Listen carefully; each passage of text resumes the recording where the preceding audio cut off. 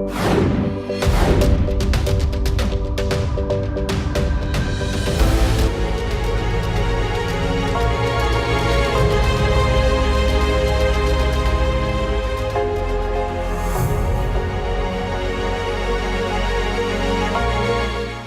the Lord. அன்பான Joy TV நேயர்களுக்கு ஆண்டவராகிய இயேசு கிறிஸ்துவின் நாமத்தில் அன்பின் வாழ்த்துக்கள். சாம்பலிலிருந்து சிங்காரம் இந்த நிகழ்ச்சியின் மூலமாக நாம் அநேக மகிமையான, வல்லமையான, அற்புதமான சாட்சிகளை பார்க்கிறோம்.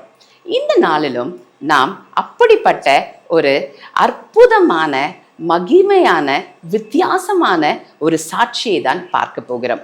சங்கீதம் 118:22 இப்படியாக சொல்லுகிறது, வீடு கட்டுகிறவர்களால் தள்ளப்பட்ட கல்லே தலைக்கு மூளைக்கல் ஆயிற்று என்று. இன்றைக்கும் அப்படி சமுதாயத்தினாலும் குடும்பத்தினாலும் புறக்கணிக்கப்பட்டு, தள்ளப்பட்டு, நிந்திக்கப்பட்டு, அவமானப்பட்டு, இப்படிப்பட்ட சூழ்நிலைகள் மத்தியில் ஆண்டவரால் பிரிக்கப்பட்டு, ஆண்டவருடைய அன்பின் கயிறுகளால் இழுக்கப்பட்ட ஒரு சகோதரி ஏஞ்சலினா என்கின்ற ஒரு திருநங்கையுடைய வல்லமையான சாட்சியை நாம் இப்ப பார்க்க போகிறோம். Sister praise the Lord. இந்த நாளிலும் உங்களுடைய சாட்சியையும் அனுபவங்களையும் ஆலோசனைகளையும் கொடுக்க நீங்க எங்க ஜாய் டிவிக்கு வந்திருக்கீங்க. உங்களை நாங்கள் வாழ்த்தி வரவேற்றுக் கொள்கிறோம். நம் ஜாய் டிவி சார்பாக நம் மத்தியில சிஸ்டர் ஜாஸ்மின் பெனட் செல்வன் அவர்களை வரவேற்பார்கள்.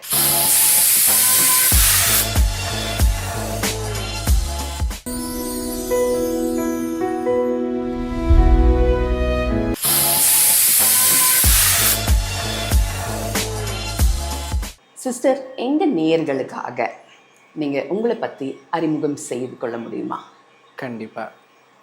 Praise the Lord. எல்லாருக்கும் உண்மையாக இந்த ஜாய் டிவிக்கும் சாம்பலில் இருந்து சிங்காரம் என்கிறதான இப்படி ஒரு நிகழ்ச்சியில் என்னை கூப்பிட்டு தேவனுடைய சாட்சியை பகிர்ந்து கொள்ளும்படி கூப்பிட்ட ஜாய் டிவி நிறுவனருக்கும் ரொம்ப நன்றி செலுத்துக்கிறேன். கர்த்தருக்கும் தேவனுக்கும் மகிமை உண்டாகட்டும். என்னுடைய பெயர் பார்த்தீங்கன்னா ஏஞ்சலினா. எல்லாருமே என்னை ஏஞ்சல் அப்படின்னு தான் கூப்பிடுவாங்க. நான் வந்து கோவிலம்பாக்கம், சென்னையில் இருக்கக்கூடிய கோவிலம்பாக்கத்தில் தான் அம்மா அப்பாவோட வசித்து கொண்டிருக்கிறேன் சிஸ்டர். நான் வந்து ஹோம் கார்டாகவும் கர்த்தருடைய ஊழியத்தையும் தற்சமயம் செய்து கொண்டிருக்கிறேன். நீங்கள் ஹோம் கார்டாகவும் ஊழியத்தையும் செய்து கொண்டிருக்கிறீங்க. ஸோ ரொம்ப சேலஞ்சிங்கான சூழ்நிலை தான். நீங்கள் வந்து எங்கே பிறந்து எப்படிப்பட்ட சூழ்நிலையில் நீங்கள் வளர்ந்து வந்தீங்க? அது சொல்லணுன்னா ரொம்ப இன்ட்ரெஸ்டிங். நான் பிறந்தது வந்து பார்த்திங்கன்னா 1992 ஜனவரி மாதம் 5ஆம் தேதி எங்கள் அம்மாவுக்கு முதல் குழந்தையாக, ஆண் பிள்ளையாக நான் பிறக்கிறேன். அப்போது பெற்றவங்க வச்ச பேர் வந்து வினோத்குமார் அப்படிங்கிற பேர் அம்மா சைட்லேருந்து வச்சாங்க. முதல்ல என்னுடைய குடும்ப வாழ்க்கையை தெரிஞ்சுக்கணும் அப்படின்னா எங்கள் அம்மாவை தான் ஃபஸ்ட்டு நீங்கள் தெரிஞ்சுக்கணும். ஏன்னா அவங்கள தான் முதல்ல கர்த்தர் தொட்டார். அதன் மூலியமாக தான் நான் தொடப்பட்டேன். முதல்ல அவங்களுடைய பாடுகளின் பாதையிலேருந்து தான் என்னுடைய வாழ்க்கை துவங்குகிறது. எங்கள் அம்மா கூட பார்த்திங்கன்னா 6 அக்கா தங்கச்சிங்க, 2 அண்ணனுங்க வந்து அவங்களுக்கு உண்டு. அம்மா தான் கடைசி பிள்ளை. அப்படி இருக்கும் பொழுது பார்த்திங்கன்னா அவங்க அம்மா வந்து இவங்களுக்கு 6 வயசு இருக்கும் பொழுது கேன்சர் நோயினால் பாதிக்கப்பட்டு புற்றுநோயினால் அவங்க இறந்துட்டாங்க. அப்போ 6 வயசுன்னும் போது அவங்களுக்கு ஒன்றும் அவ்வளோவா விவரம் தெரியாது. அந்த சூழலில் பார்த்திங்கன்னா அப்பாவுடைய அன்பிலையும் அரவணைப்பிலையும் தான் அம்மா வந்து வளர்க்கப்படுறாங்க. இதில் வந்து அக்கா தங்கச்சிங்களே 5 பேர், இவங்க 6ஆவது ஆள், 2 அண்ணனுங்க அப்படின்னும் போது அந்த குடும்பம் எப்படிப்பட்ட நிலவரம்ன்றது உங்களுக்கு தெரியும். 2வது ஒரு தாய் இல்லாமல் ஒரு பிள்ளைகளை வளர்க்கணுன்னா ரொம்ப கஷ்டம். கண்டிப்பாக. அதனாலும் அவங்க தாத்தா, அதாவது என்னுடைய தாத்தா, எங்கள் அம்மாவுடைய அப்பா வந்து நேதாஜி சுபாஷ் சந்திர போஸ் படையில் வந்து ஒரு மிலிட்ரியில் இருந்த ஒரு சோல்ஜர். பின்னால் அவர் ரிட்டையர்மெண்ட் ஆகி ஒரு பிள்ளைகளை பார்த்துக்கிறதுக்காக ஒரு ஸ்கூலில் வந்து ஒரு பியூனாக வந்து வேலை பார்த்துட்டு இருந்தார். அந்த ஸ்டேஜில் பார்த்திங்கன்னா அவங்களுடைய அம்மா இறந்ததுக்கு பிற்பாடு இப்படி தாத்தாவுடைய அன்பில் வந்து வளர்க்கப்படுறாங்க. அதாவது அவங்க அப்பாவுடைய அன்பில் வளர்க்கப்படுறாங்க. கொஞ்ச நாள் இப்படி போய்கொண்டே இருந்தது. வாலிப வயது வந்தது அம்மாவுக்கு. செல்லமாக வளர்க்கப்படுறாங்க. அவங்க அப்பா என்ன கேட்டாலும் வாங்கி கொடுப்பாங்க. ஏன்னா அம்மா இல்லாமல் வளர்ந்த பிள்ளைன்னு, கடைசி குழந்தை அப்படின்னு ரொம்ப ஆசையாக வந்து வளர்த்துருக்குறாங்க. என்ன கேட்டாலும் வாங்கி கொடுத்துருவார் அவங்க அப்பா. அப்படி ஒரு செல்லம். 18 வயது வந்தபோது, 16, 17 வயசு இருக்கும். அப்போல்லாம் சீக்கிரம் கல்யாணம் பண்ணி கொடுத்துருவாங்க. அப்போ 17 வயது வந்தபோது எங்களுடைய அம்மாவுடைய மூத்த அண்ணன், அவர் பேர் வந்து கலியபெருமாள். அவர் வந்து என்ன செஞ்சிட்டார் அப்படின்னா, ஒரு இஸ்லாமிய பெண்ணை வந்து விரும்பினார். லவ் பண்ணி அவர் ஒரு பெண்ணை கல்யாணம் பண்ணிட்டார். இது வீட்டில் இருக்கவங்களுக்கு பிடிக்கல, எதிர்ப்பு இருந்தது. ஆனாலும் சரி கல்யாணம் பண்ணிட்டாங்களேன்னு தாத்தா வந்து விட்டுட்டாங்க. அப்புறம் பார்த்தீங்கன்னா, அவங்களுடைய தம்பிக்கு எங்கள் அம்மாவை வந்து கேட்டாங்க. அவரும் ஒரு இஸ்லாமியர் தான். அப்போ அவங்க தம்பிக்கு கேட்கவும் பொண்ணு எடுத்துக்கிட்டாங்க. இவங்களுடைய தங்கச்சியை அவர் கட்டிக்கிட்டாரு, அவங்களுடைய அக்காவை எங்கள் மாமா வந்து கல்யாணம் பண்ணிக்கிட்டாங்க. இப்படி தான் இவங்களுடைய வாழ்க்கை வந்து போக ஆரம்பிச்சுது. கொஞ்ச காலகட்டத்தில் எங்கள் அம்மாவுக்கு விருப்பம் இல்லை, திருமணம் தான் என்னன்னு தெரியாத வயசு. கல்யாணம் ஆகி திருச்சியில் அவங்க கொஞ்ச நாள் வாழ்ந்தாங்க. அங்கே இருக்கும் பொழுது அவங்களுக்குள்ள சில மனஸ்தாபங்கள்லாம் நடைபெற்று கொண்டே இருந்தது. ஏன்னா இவர் வந்து ஒழுங்காக வேலைக்கு போக மாட்டார், ட்ரிங்க்ஸ் பண்ணுவார், கஞ்சா போதைக்கு அடிமையாக இருந்தார். அதுக்கப்புறம் சூதாட்டத்தில் போயிட்டு பணத்தை எல்லாம் இழந்துட்டு வந்துடுவார், வீட்டுக்கு வந்து அடிப்பார், சந்தேகப்படுவார். இப்படி வந்து அவங்களுடைய வாழ்க்கை ரொம்ப நெருக்கத்துக்குள்ள வாலிப வயசுலேயே அவங்க போயிட்டு இருந்தாங்க. கணவர் சரியில்லை, சந்தேக புத்தி. ஒரு மல்லிப்பூ வச்சுட்டு சினிமாவுக்கு போனால் கூட யாரை மயக்கிறதுக்காக மல்லிப்பூ வச்சுட்டு வந்த அப்படிம்பாரு. இப்படியெல்லாம் வந்து அப்படி கொடுமை வந்து அனுபவிச்சுட்டு இருந்தாங்க. இதுக்கிடையில் நான் கல்யாணம் ஆகி 1 வருஷத்தில் நான் பிறக்கிறேன். எனக்கு அப்புறமா என்னுடைய தங்கை வந்து 1 வருடம் கழித்து அவங்க பிறக்கிறாங்க. அப்பாவுக்கு வந்து என்னை அதிகமாக பிடிக்காது. ஏன் அப்படின்னா, சின்ன பிள்ளையிலேருந்தே அந்த பெண் பாவம் அப்படிங்கிறதுனால கொஞ்சம் நான் வந்து அப்பாவோட ஒட்டவே மாட்டேன். எதுனாலும் அம்மா கூட இருப்பேன். ஏன்னா அவரை பார்த்தாலே எனக்கு ரொம்ப பயம், மிரட்டுவார். ஏன்னா எப்போ பாரு சண்டை போட்டுகிட்டே இருப்பார் வீட்டில். அதனாலே எனக்கு அவரை பார்த்தாலே கொஞ்சம் பயமாக இருக்கும். இந்த மண் சாம சட்டிலாம் வச்சு நான் விளையாடுவேன், அதெல்லாம் கையில் அடிப்பார். விளையாடாத, ஏன் விளையாடுற அப்படின்வார். தட்டை எடுத்துகிட்டு 2 ரவுண்டு தெருவு சுற்றிட்டு வா, அப்போ தான் உனக்கு சாப்பாடு, சொன்ன பேச்சை கேட்க மாட்டேங்கிற அப்படிம்பாரு. இந்த மாதிரிலாம் கொடுமைப்படுத்தும். அவர் எனக்கு ஆழமாக மனசில் வந்து அவர் ஒரு கொடுமைக்காரர் மாதிரியே எனக்கு பதிவாயிடுச்சு. அப்புறம் பார்த்தீங்கன்னா, அம்மாவுக்கும் அப்பாவுக்கும் ஒரு சண்டை இடையில வர ஆரம்பிச்சது. அது ரொம்ப முத்தி போய் 21 வயசுலேயே அம்மா வந்து அப்பாவை விட்டு பிரிஞ்சுட்டாங்க. பிரிஞ்சு கும்பகோணத்தில் இருக்கிற தன்னுடைய சின்ன அண்ணன் வீட்டுக்கு வந்துட்டாங்க. தாத்தாவும் அங்கே தான் இருக்கிறார். ஏன்னா பிஞ்சின் பணம் வாங்குறாரு. ஸோ அவங்களுடைய 2வது மகன் வந்து அந்த பணத்தை வச்சுட்டு தான் அவங்களுடைய ஃபேமிலியை ரன் பண்ணிட்டு இருந்தாங்க. அதனால தான் அவங்களுக்கு பொண்ணே கொடுத்தாங்க. ஏன்னா இவங்க இவன் வேலைக்கு போலினாலும் ஒரு பிஞ்சின் பணத்தை வச்சு பார்த்துக்குவாங்க அப்படின்னு சொல்லிட்டு. ஸோ அப்பா பார்த்துக்குவாங்க அண்ணன் அப்படின்னு சொல்லிட்டு போனாங்க. போனால், உனக்கு எப்போ கல்யாணம் முடிஞ்சதோ அதோடு வந்து உன் லைஃப் முடிஞ்சிருச்சு, உன்னை என்னால் பார்த்துக்க முடியாதுன்னு சொல்லி தாத்தா சொல்லிட்டாங்க. அவங்க அண்ணனும் அப்படி தான் சொல்லிட்டாரு. அவரே சொல்லிட்டதுக்கப்புறம் நான் என்னம்மா பண்ண முடியும்னு அவங்களும் கை விரிச்சிட்டாங்க. நண்பர்கள், சொந்தக்காரங்க எல்லாருமே, கூட பிறந்த அக்கா தங்கச்சி எல்லாருமே வந்து இவங்களை கைவிட்ட சூழல். 22 வயசுலேயே வாழ்க்கையை தொலைச்சிட்டு என்ன செய்யறதுன்னு முழிச்சிட்டு இருக்கிறப்போ, பிள்ளைகளையாவது கூட்டிகிட்டு வந்துடலாம் அப்படின்னு சொல்லிட்டு பால்வாடியில் நான் படித்து கொண்டிருந்த போது என்னையும் என் தங்கச்சியும் திருச்சி ஒரு அரசு ஸ்கூல்ல இருந்து எங்களை கூட்டிகிட்டு வந்துட்டாங்க. அந்த டீச்சருடைய கையை காலில் விழுந்து, என் பிள்ளைங்க என் கூட தான் இருக்கணும், என்னை விட்டு எங்கேயும் போகக்கூடாது அப்படின்னு சொல்லிட்டு கூட்டிகிட்டு வந்துட்டாங்க. அப்புறம் பார்த்திங்கன்னா, கொஞ்ச நாள் கும்பகோணத்தில் இருந்தாங்க. ஆனால் அங்கே தான் பார்க்க முடியாது இல்லையா? அப்படின்ற சூழலில் மயிலாடுதுறையில் பார்க்கலாம், அண்ணன் வீட்டில் இருக்கட்டும், பெரிய அண்ணன் வீட்டில் கொஞ்ச நாளைக்கு நம்ம அது வரைக்கும் வேலையை தேட பார்ப்போம், சென்னைக்கு வந்து ஒரு வேலை தானே தேடுவோம்னு சொல்லி அவங்க வாலிப வயசில் சென்னையில் வேலை தேடுறதுக்காக வந்துட்டாங்க. இப்படி இருக்கும் பொழுது பார்த்திங்கன்னா, எங்கள் மாமா என்ன பண்ணிட்டார், அதாவது எங்கள் அம்மாவுடைய மூத்த அண்ணன், அவர் வந்து என்ன செஞ்சிட்டாரு அப்படின்னா, ஏன் தங்கச்சி நீ விரட்டினல்லடா, உன் அக்காவை நான் விரட்டி விடுறேன்னு சொல்லி இவர் என்ன பண்ணிட்டாரு, சண்டை போட்டு அவங்க அக்காவை விரட்டி விட்டுட்டார். அதாவது என்னுடைய அத்தையை அவன் விரட்டவும் அவர் என்ன பண்ணிட்டாரு, இவர் 2வது மேரேஜ் பண்ணிட்டார். உங்கள் அக்கா எனக்கு வேண்டான்னு சொல்லிட்டு இவர் 2வது மேரேஜ் பண்ணவும், எங்கள் அக்கா வாழ்க்கையை கெடுத்தல, உன் தங்கச்சி வாழ்க்கையை நான் கெடுக்கிறேன்னு சொல்லி அவரும் 2nd மேரேஜ் பண்ணிட்டார். எங்கள் அப்பா 2nd மேரேஜ் பண்ணிட்டார். இந்த விஷயம் தெரிஞ்சுதான் எங்கள் அம்மா என்ன பண்ணிட்டாங்க, பொண்ணு பார்த்துட்டு இருக்கும் பொழுதே வரவ பிள்ளைகளை எப்படி பார்த்துக்குவாலோ தெரியாதுன்னு சொல்லி கூட்டிகிட்டு வந்துட்டாங்க. வந்த இடத்துல இவங்களை பார்த்துக்க முடியாத சூழல், எங்களை எப்படி பார்த்துக்க முடியும்? அப்போ அண்ணன் வீட்டில் விட்டுருந்தாங்க. 2வதாக கல்யாணம் பண்ணிட்டு வந்த அத்தையும் எங்களை சரியாக கவனிக்கல. எல்லா சொந்தக்காரங்களுமே பார்த்தீங்கன்னா, துளுக்கம் பெற்ற குழந்தைங்களுக்கு நாங்கள் சோறு போடணுமா, இதுங்க வந்து ஒரு பீடை, இது ஒரு தரித்திரம், இதுங்களை வீட்டுக்குள்ளேயே சேர்க்கக்கூடாதுன்னு சொல்லி சொந்த பெரியம்மாவுடைய பெரியப்பாவே பேசுகிறத காது பட கேட்டிருக்கேன். நாங்கள் தூங்கும்போது இவங்களுக்குள்ளே பேசிக்குவாங்க. என் தங்கச்சி நிலைமை கெட்டு வந்திருக்கா, பிள்ளைகளை நாம தானே பார்த்துக்கணும்னு இவங்க சொல்லுவாங்க. ஆனால் அவங்க பெரியப்பா வந்து அப்படி பார்க்க மாட்டாங்க. உன் தங்கச்சிக்கு வேறு வேலை இல்லை, எங்கன்னா போ சொல்லு, பிள்ளைகளே இதுங்களெல்லாம் தரித்திரம், இதுங்களெல்லாம் வீட்டுக்குள்ளேயே சேர்க்கக்கூடாது, அட்டை பீடை நம்ம குடும்பத்துக்கு ஒட்டிக்கும் அப்படின்னு சொல்லுவாங்க. அந்த வயசுல எங்களுக்கு தெரியாது. அப்போ உங்களுக்கு என்ன வயசு இருக்கும் சிஸ்டர்? கிட்டத்தட்ட ஒரு 6 வயசு இருக்கும் சிஸ்டர். 6 வயது. 6 வயது. ஆனா எனக்கு இதெல்லாம் ஆழமா பதிவாயிடுச்சு. உங்க தங்கைக்கு? அவளுக்கு ஒரு 5 வயசு. 5 வயசு. 5 வயசு. இப்ப இப்படிப்பட்ட சூழ்நிலை, ஒரு இஸ்லாமிய மதத்திலிருந்து இருக்கிற ஒரு தகப்பன், வேறு மதத்தை சார்ந்த ஒரு தாய், குடும்பத்துல சண்டை பிரச்சனை, தகப்பனார் குடிப்பாரு, போதை பொருள், அது மாத்திரம் இல்லாம இந்த குடும்ப சூழ்நிலைகளை, குடும்பத்தை விட்டு பிரிக்கப்பட்டு அப்பா அம்மா பிரிஞ்சுட்டாங்க. நீங்களும் வந்த இடத்துல தேவையில்லாத வார்த்தைகள் அந்த சிறு 6 வயதுல கேட்டுட்டு இருந்தீங்க.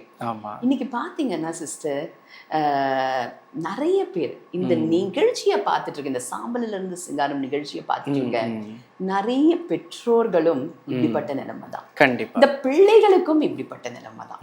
சிறு வயது தான், ஆனால் இந்த தகப்பனும் தாயும் பிரிக்கப்பட்டதுனால அவங்களுக்கு தகப்பனுடைய அன்பும் இல்லை, தாயோடைய அன்பு இல்லை. இந்த பிள்ளைகளுக்கும் இந்த பெற்றோர்களுக்கும் நீங்க கொடுக்கிற ஆலோசனை என்ன? அவங்க இதெல்லாம் எப்படி மேற்கொண்டு வரலாம்னு நீங்க நினைக்கிறீங்க? அதாவது இன்னைக்கு ஒரு தகப்பனா இருக்கட்டும், ஒரு தாயா இருக்கட்டும், முதல்ல அவங்க 2 பேருக்கு ஒரு கருத்து வேறுபாடு வருது, ஏதோ ஒரு மனக்கசப்பு வருதுன்னா அதை அவங்களுக்குள்ளே பேசி சரி செய்துக்கணும். 2வது, அதை பிள்ளைகள் முன்னாடி அதை செய்யக்கூடாது. அது குழந்தைகளுடைய, அதாவது ஒரு பழமொழி கூட சொல்லுவாங்க, பசுமரத்தாணியை போல பதியோன்னு சொல்லுவாங்க.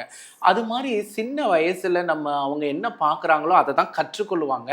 அதுதான் அவங்களுக்கு ஆழமா பாதிப்பை உண்டாக்கும், ஒரு மன அழுத்தத்துக்குள்ளேயும் அவங்களுக்குள்ள போகும். அந்த வயசுல அதெல்லாம் தேவையில்லை. ஆனா இன்னைக்கு பண்ற பெற்றோர்களுடைய தவறு என்ன? குழந்தைகள் முன்னாடியே பேசக்கூடாத தகாத வார்த்தைகளை பேசுறாங்க, அவங்க முன்னாடியே சண்டை போடுறாங்க. அப்போ பிள்ளைகள் அதை பார்த்து பார்த்து வளர்றதுனால அதிக பாதிப்புக்குள்ள ஆகுறாங்க. இதுதான் பிரிவினைக்கு ஒரு பெரிய காரணமாவே இருக்கு. நான் என்ன சொல்றேன், 2 பேரும் கொஞ்சம் நிதானமா இருந்து பேசி, நம்ம குழந்தைகளுக்காக சில விஷயங்களை, நல்ல முடிவுகளை எடுக்கணும், இல்லை குழந்தைகளுக்காக நம்ம வாழணும்னு ஒரு சாக்ரிஃபை பண்ணி வாழ கத்துக்கிடணும். அது மட்டும் இல்லை, ரட்சிக்கப்பட்டவங்க, ஆண்டருடைய பிள்ளையா இருக்கிறவங்க வசனத்தின்படி வாழ ஆரம்பிக்கணும். ஏசப்பாவை மையத்தில் உங்கள் குடும்பத்தில் வைத்து நீங்கள் செயல்பட்டீங்கன்னா நிச்சயமாக உங்கள் குடும்பத்தில் பிசாசு செயல்படுறதுக்கோ இல்லை பிரிவினை செயல்படுறதுக்கோ ஒரு சண்டைகள் குழப்பங்கள் உருவாகிறதுக்கோ வாய்ப்பே இருக்காதுன்னு நான் நினைக்கிறேன்.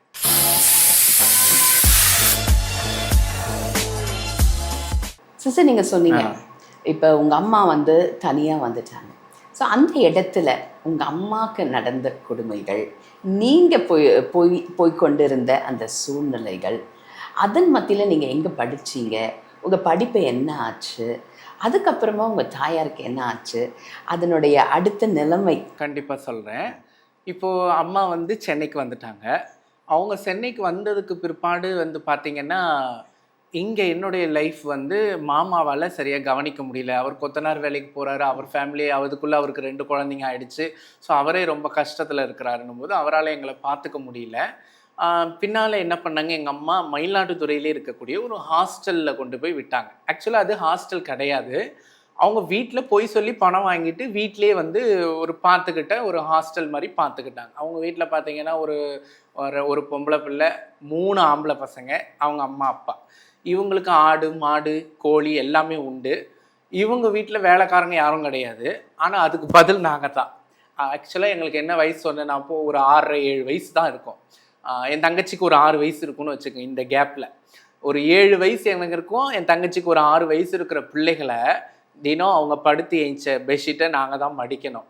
அவங்க வீட்டில் தர பழைய சோறு சாப்பாடு எங்களுக்கு அதுதான். புதுசாக ஒரு சோறை பார்த்துட்டாலே எங்களுக்கு அவ்வளோ ஒரு சந்தோஷமாக இருக்கும்.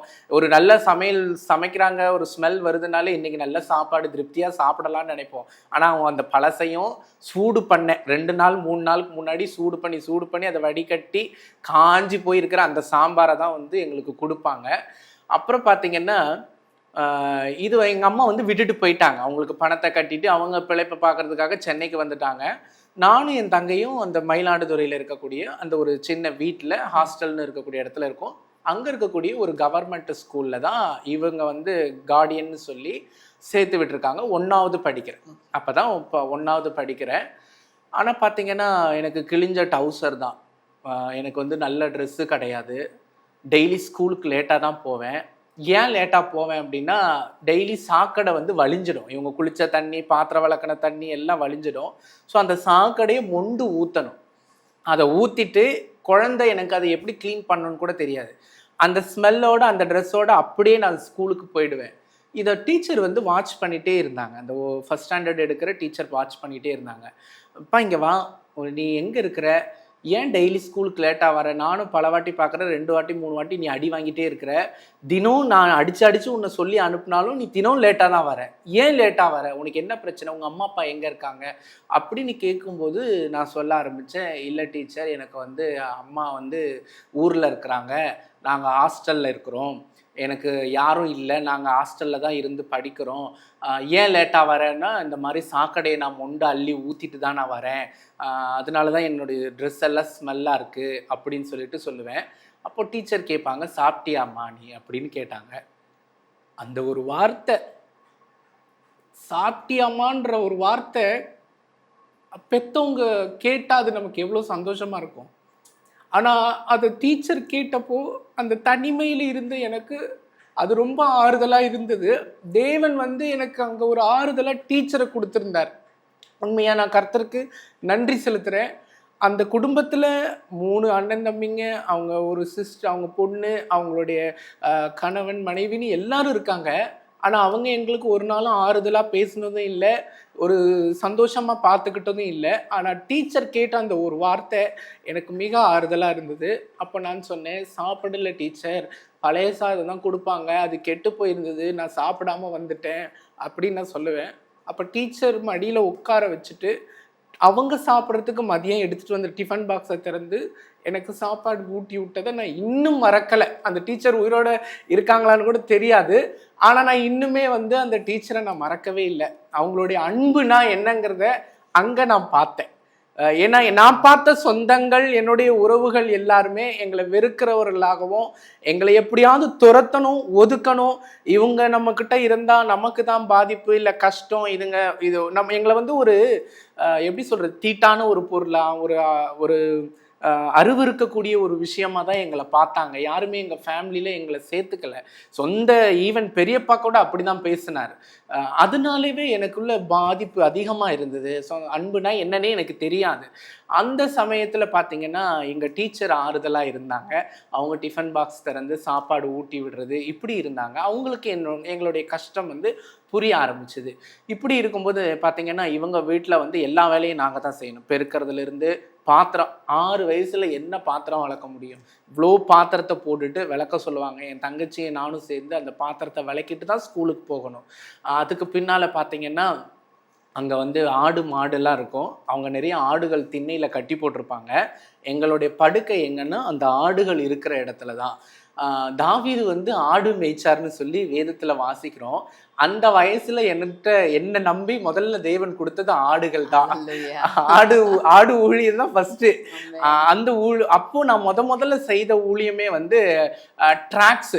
அப்போ வந்து ஒரு மிஷினரி வந்திருந்தாங்க. அவங்க ட்ராக்ஸ் ஊழியம் செய்யும் பொழுது அவங்களோட வாஞ்சையா கூட போய், இந்த இடத்த விட்டு தப்பிச்சா போதுண்டா சாமி, ட்ராக்ஸ் கொடுக்க போறேன்னு சொல்லிட்டு கொஞ்ச நேரம் வெளியில போய் சுத்திட்டு வரலாம் அப்படின்னு நினைச்சு தப்பிக்கெல்லாம் முயற்சி செய்திருக்கிறேன். ஆனா முடியல. அப்போ நான் ஒரு அண்ணக்கிட்ட போகும்போது, அண்ணா நம்ம இந்த ட்ராக்ஸை எங்கன்னா அப்படி போட்டுட்டு போயிடுவோமா, நம்ம ஏன் இதை ஃபுல்லாக கொடுக்கணும் அப்படி சொல்லிட்டு நான் சொல்லுவேன். அப்போ அவர் சொல்லுவார், இல்லைப்பா இது வந்து ஆண்டவருடைய ட்ராக்ஸ் வார்த்தைகள், இது வந்து ஒரு நமக்கு இல்லைனாலும் இன்னொருத்தருக்கு அது பிரயோஜனப்படும், அதனால் இது ஒன்று கூட நம்ம வேஸ்ட் பண்ணக்கூடாதுன்னு எல்லா இடமும் கொடுத்துட்டு தான் வருவார். அவரோட இருந்து நானும் எல்லா இடமும் கொடுத்துட்டு வருவேன். ஆடுகள் தான் மேய்க்கிறது என் வேலை. ஆடுகள் மேய்ப்பேன். ஸ்கூலுக்கு சரியாக போக மாட்டேன், படிப்பும் சரியில்லை. அந்த ஸ்கூலில் பார்த்தீங்கன்னா இந்த ஆண்டு விழான்னு சொல்லுவாங்க. அப்போல்லாம் பார்த்தீங்கன்னா அந்த டான்ஸ்லாம் ஆடுவாங்க. எனக்கு டான்ஸில் ரொம்ப ஆர்வம் அதிகம், பரதநாட்டியத்தில் ஆர்வம் அதிகம். சின்ன பிள்ளையா இருக்கும்போது சினிமா பாடல்களுக்கெல்லாம் என்ன செய்வேன், பரதநாட்டியம் ஆடுறது, டான்ஸ் ஆடுறது, அந்த காம்படிஷனில் கலந்துக்கணும்னு ஆசைப்படுவேன். பட் ட்ரெஸ் காஸ்டியூம்ஸ்க்கெல்லாம் செலவு பண்ணணும், அதுக்கு பணம் எங்ககிட்ட இருக்காது. அப்போ ஹாஸ்டலில் கேட்டால் உனக்கு அதெல்லாம் எதுக்கு, உனக்கு வேண்டாம் வாம்பாங்க. கொஞ்ச நேரம் ஆண்டு விழாவை விட்டு லேட்டாக வந்தால் கூட இந்த இடத்துல வந்து சூடு வச்ச தழும்பு இன்னமும் இருக்கு. சூடு வச்சுட்டாங்க ராத்திரி.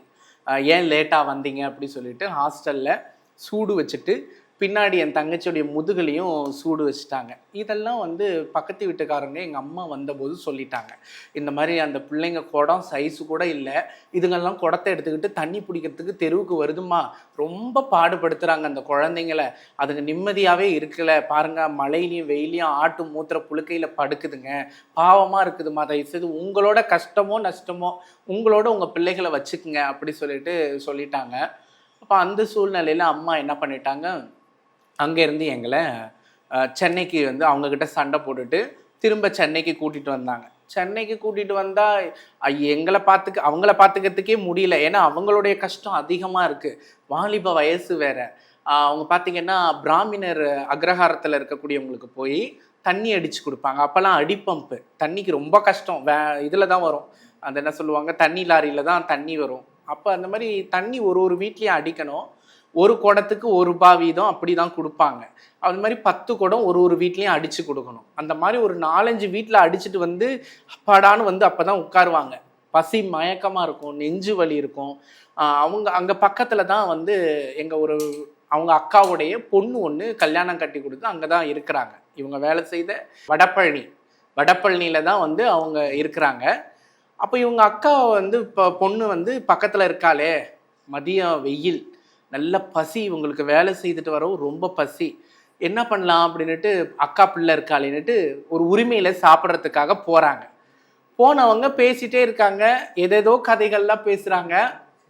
ஆனால் வந்து சாப்பிடுன்னு இந்த பொண்ணு ஒரு வார்த்தை சொல்லலை. அதுக்கப்புறம் பார்த்தீங்கன்னா இவங்களே ஒரு கட்டத்தில் பசி தாங்க முடியாமல் இந்த புள்ள வந்து ஏதோ ஒரு வேலை பார்க்க போகவும் இவங்க போய் சமைச்சிருக்கிறாளான்னு ஃபஸ்ட்டு பார்ப்போன்னுட்டு பாத்திரத்தில் திறந்து பார்த்துருக்காங்க. சமைச்சிருக்கிறாங்க, சாம்பார், பொரியல், சிக்கன் எல்லாம் பண்ணி வச்சுருக்குறாங்க. அப்போது சமையல் பண்ணியிருக்கா நம்ம கேட்போம் அப்படின்ட்டு பசி தாங்க முடியாத மயக்கத்தில் இவங்களே கேட்குறாங்க, கொஞ்சம் கிறக்கமாக வருது, ஒரு வாய் சாப்பாடு இருந்தால் கொஞ்சம் போடுடி சித்திக்கு அப்படின்னு சொல்லி கேட்டிருக்காங்க. அவங்க என்ன சொல்லிட்டாங்க, இல்லை சித்தி, மாமா வரத்துக்காக கொஞ்சோண்டு சாப்பாடு வச்சிருக்கிறேன், வேற சாப்பாடு இல்லை சித்தி, கொஞ்சம் முன்னால் வந்திருக்க கூடாதா நீ அப்படி சொல்லிட்டாங்களாம். அப்போ இவங்க மனசில் என்ன செஞ்சுருக்காங்க, வருத்தப்பட்டுட்டே வராங்க வெளியே. இவ்வளோ சாப்பாடு வச்சுட்டு நமக்கு சாப்பாடே இல்லைன்னு சொல்லி மனசார சொல்கிறாருன்னு வயிறெறிஞ்சு வருவாங்களாம். அப்படி வரும்பொழுது அவங்க ஹஸ்பண்ட் வந்து போயிருப்பார், என்ன உங்கள் சித்தி வந்துட்டு போகிறாங்க போல், சாப்பாடு போட்டியா இல்லையா, பார்க்கவே ஒரு மாதிரி டயர்டாக இருக்காங்க அப்படின்னும் போது இவங்க வந்து சொல்கிறாங்க, அதெல்லாம் ஒரு நாள் பழக்கம் வச்சா அப்படியே தொடர்ந்து பழக்கமாயிடும், அதெல்லாம் நம்ம அப்படி பண்ணக்கூடாதுங்க, சொந்தமாக இருந்தாலும் ஒரு அடி தள்ளி தான் இருக்கணும் அப்படின்னு சொல்லிட்டு பேசவும் அதை காதில் கேட்டுட்டு இவங்க அப்படியே வருத்தத்தோடு வந்திருக்காங்க. ஸோ இவங்க நிலவரம் பார்த்தீங்கன்னா அப்படி ஒரு பாடுகளுக்குள்ளே இவங்க போயிட்டுருக்காங்க. ஏன்னா இவங்களுக்கே சாப்பாடுக்கு கஷ்டம். உங்களுக்கு நல்லா தெரியும், வாலிப வயசில் ஒரு வீட்டு வேலை பார்க்கணுன்னா ரொம்ப கஷ்டம். அங்கே இருக்கிற ஆண்கள் தவறாக பழகிறதுக்கு வருவாங்க, அந்த இடத்த விட்டு அவங்க மாற வேண்டிய சூழ்நிலை இருக்கும். இதுக்கிடையில் அவங்களால எங்களை பார்த்துக்க முடியல. இப்போ அம்மா என்ன செஞ்சாங்க, என்னை வந்து முஸ்லீம் ஜென்ஸ் ஹாஸ்டலில் வந்து கொண்டு போய் என்னை சேர்க்கலாம் அப்படின்னு நினச்சாங்க. அப்போ முஸ்லீம் ஆர்கனைசேஷனில் பேசி, யாரும் இல்லை, இந்த பிள்ளைக்கு அப்பா இல்லை, நான் மட்டும்தான், நானே ரொம்ப கஷ்டப்படுறேன், கொஞ்சம் இந்த பிள்ளைக்கு தயவு பண்ணி நீங்கள் சேர்த்துக்குங்கன்னு சொல்லி கையில் காலில் விழவும் அவங்களும் சரின்னு சொல்லிட்டு தஞ்சாவூர் முஸ்லீம் ஜென்ஸ் ஹாஸ்டலில் என்னை கொண்டு போய் சேர்க்குறாங்க. எங்கள் அப்பா எனக்கு வச்ச பேர் வந்து முஸ்தஃபா, முகமது முஸ்தஃபா. தங்கச்சிக்கு பேர் வந்து ரஃபினா பேகம், அம்மாவுக்கு பேர் பாத்திமா. இப்படி தான் வந்து பேர் வந்து வச்சுருந்தாங்க. அப்பா பேர் வந்து ஜாகீர் ஹுசேன். ஸோ இப்படி அவங்க பேர். ஆனால் வீட்டில் ஃபேமிலி சைடில், அம்மா வீட்டு சைட்லலாம் வந்து அப்பாவை பாபுன்னு தான் கூப்பிடுவாங்க. ஏன்னா அவங்களுக்கு அந்த முஸ்லீம் பேர் பிடிக்காததுனால, ஏன்னா அம்மா வீட்டு சைடில் இருக்கிறவங்க எல்லாம் பக்கா ஹிந்து, எல்லாருமே ஹிந்து. ஸோ அதனால் பாபுன்னு தான் அப்பாவை கூப்பிடுவாங்க. முஸ்லீம் ஹாஸ்டலில் கொண்டு போய் என்ன போட்டாங்க, என் தங்கச்சியை வந்து கன்னியாகுமரி பெண்கள் காப்பகத்தில் கொண்டு போய் போட்டாங்க. அம்மா வந்து எங்கே இருக்காங்கன்னா சென்னையில் ஒரு இடத்துல கஷ்டப்படுறாங்க. அப்பா பார்த்தீங்கன்னா செகண்ட் மேரிடு போய் தேர்ட் மேரேஜும் பண்ணிட்டார். ஏன்னா இஸ்லாமியில் வந்து நிறைய பெண்களை திருமணம் செய்து கொள்வாங்க. அந்த பெண்ணுக்கு ஏதோ ஒரு காரணத்தை காட்டி வரதட்சணைக்கு ஆசைப்பட்டு அந்த பொண்ணு பைத்தியம்னு சொல்லி அந்த பிள்ளைக்கு ஏதோ ஒரு ஆண் குழந்தை போல அவங்கள ஒதுக்கி வச்சுட்டு இன்னொரு பொண்ணை வந்து கல்யாணம் பண்ணிக்கிட்டாரு. அவங்களுக்கு 2 பெண் குழந்தை இதுக்கு இடையில பிறக்குது.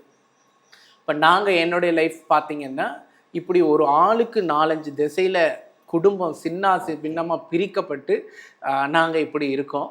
சிஸ்டர், இப்போ வந்து நான் போய் கேட்கும் பொழுது எனக்கு அழுறதா சிரிக்கிறதா தெரியல.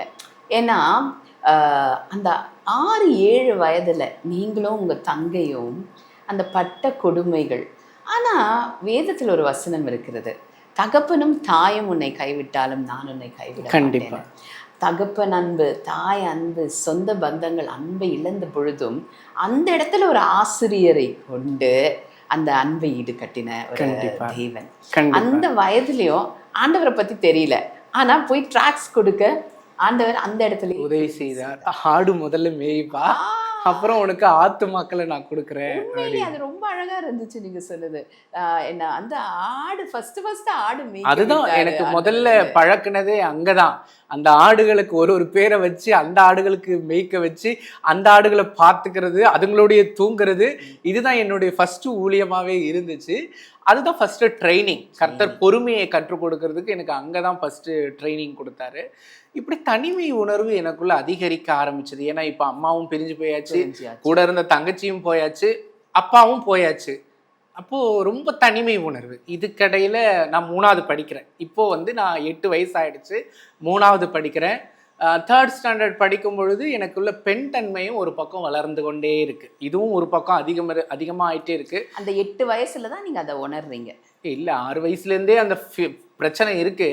ஆனா உணர்ந்தது அப்படின்னும் பொழுது பார்த்தா ஒரு 9-10 வயசு தான். அந்த 8 வயசுல கூட எனக்கு அப்படி தெரியாது. மற்றவர்கள் சொல்லி தான் நான் கேள்விப்பட்டிருக்கேன், எனக்கு தெரியாது. பட் ஆனா அந்த உணர்வு இருந்ததுங்கிறது பின்னால நான் புரிஞ்சுக்கிட்டேன். ஏன்னா மற்றவங்க என்கிட்ட அப்படி நடந்துகிட்ட விதத்தை வச்சு சொல்றேன் நான். என்ன அப்படின்னா, அந்த ஹாஸ்டல்ல ஃபுல்லா ஆண்கள் தான் இருப்பாங்க. 12ஆம் வகுப்பு படிக்கிற பிள்ளைங்கள்ல இருந்து 1வது வகுப்பு படிக்கிற குழந்தைங்க வரைக்கும் இருப்பாங்க.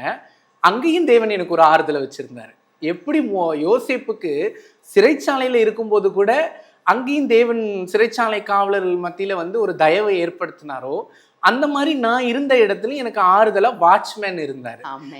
அவரு ஒரு புறஜாதியார் தான், ஆனா அவரும் எனக்கு ஒரு ஆறுதலா இருப்பாரு. ஆனா என்னோட இருதயம் வந்து ரொம்ப வெறுமையாயிடுச்சு இந்த அன்புக்காக ஏங்கி ஏங்கி. ஏன்னா எனக்கு அம்மாவை தான் ரொம்ப ரொம்ப பிடிக்கும். இந்த உலகத்திலேயே பிடிச்சது இப்ப ஏசப்பா, அதுக்கு முன்ன வந்து அம்மா தான். ஏன்னா முதல்ல அம்மாவை தான் எனக்கு ரொம்ப பிடிச்சது. ஒரு ஆண் பிள்ளை வந்து அப்பா கிட்ட எளிதில் போய் கேட்டுக்க மாட்டாங்க. எல்லாமே அம்மாவுடைய முந்தானியை பிடிச்சி தான் பிள்ளைங்க கேட்டுகிட்டே இருப்பாங்க.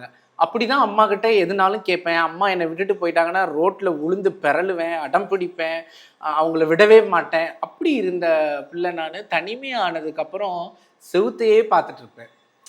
ஒரு மன அழுத்தம் அதிகமாகி அந்த பழைய நினைவுகளே எனக்குள்ள வந்துட்டே இருக்கும். ஆனா தொழுகை நேரம்னு வந்துட்டா கரெக்டா அந்த தொழுகையில போய் நான் இருந்துடுவேன். அதாவது வேதத்துல ஒரு அழகான வசனம் உண்டு, பக்தி உள்ளவனே தேவன் தமக்காக தெரிந்து கொண்டார் என்று சொல்லி. சிறு வயதிலே தேவன் எனக்கு அந்த பக்தியை வந்து எனக்குள்ள வைத்திருக்கிறார். தெரியல, மேபி. ஏன்னா நான் அங்க ஆடு மேய்ச்சிட்டு இருக்கும் போதே இந்த விக்கிரக கோவில்லாம் போனேன்னா அந்த லிங்கங்கள் இருக்கும், அந்த சின்ன சின்ன லிங்கங்கள், அதெல்லாம் தூக்கிட்டு வந்துடுவேன்.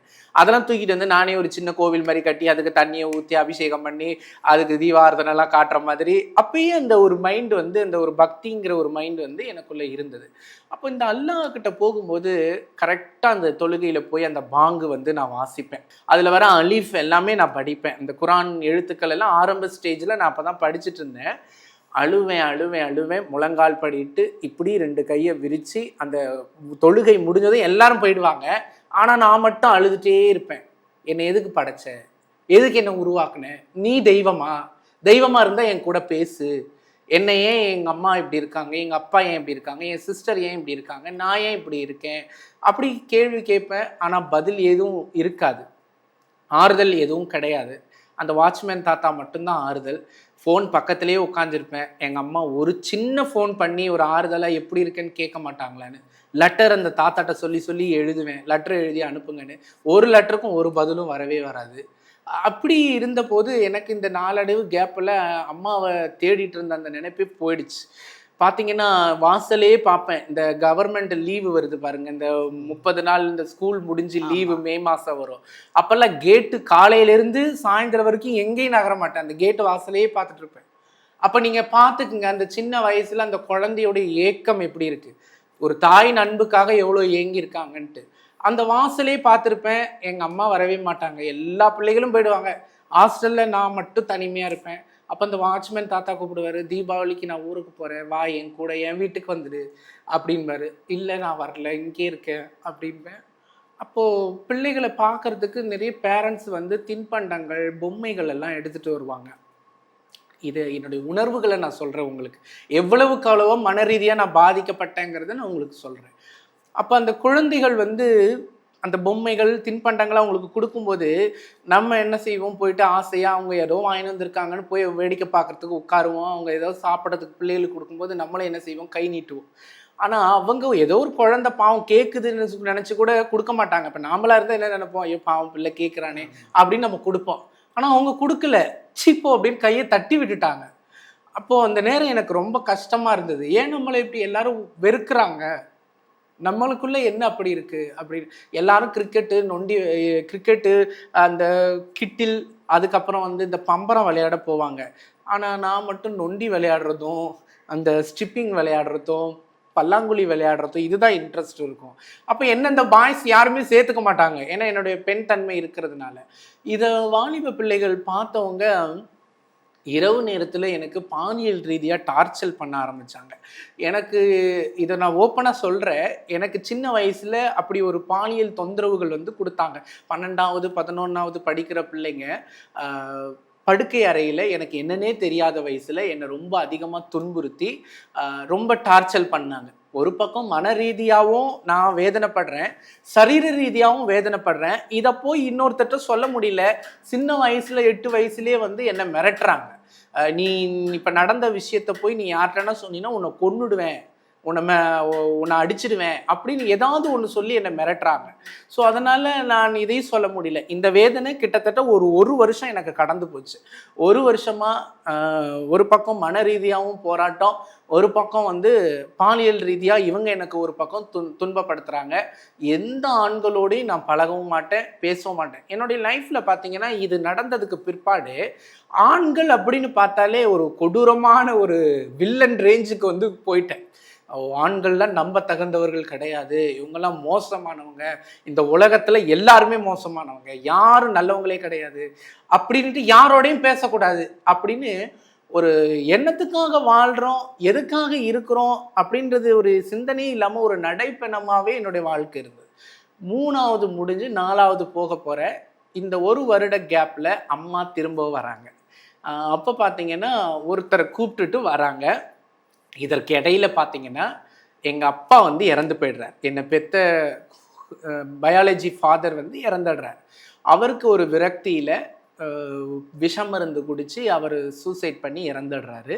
பின்னால் தான் அது கேள்விப்பட்டோம். ஆனால் யாரும் நாங்கள் போய் பார்க்கல, எங்களுக்கு தெரியாது, விவரம் இல்லை. அம்மாவும் போய் பார்க்கல.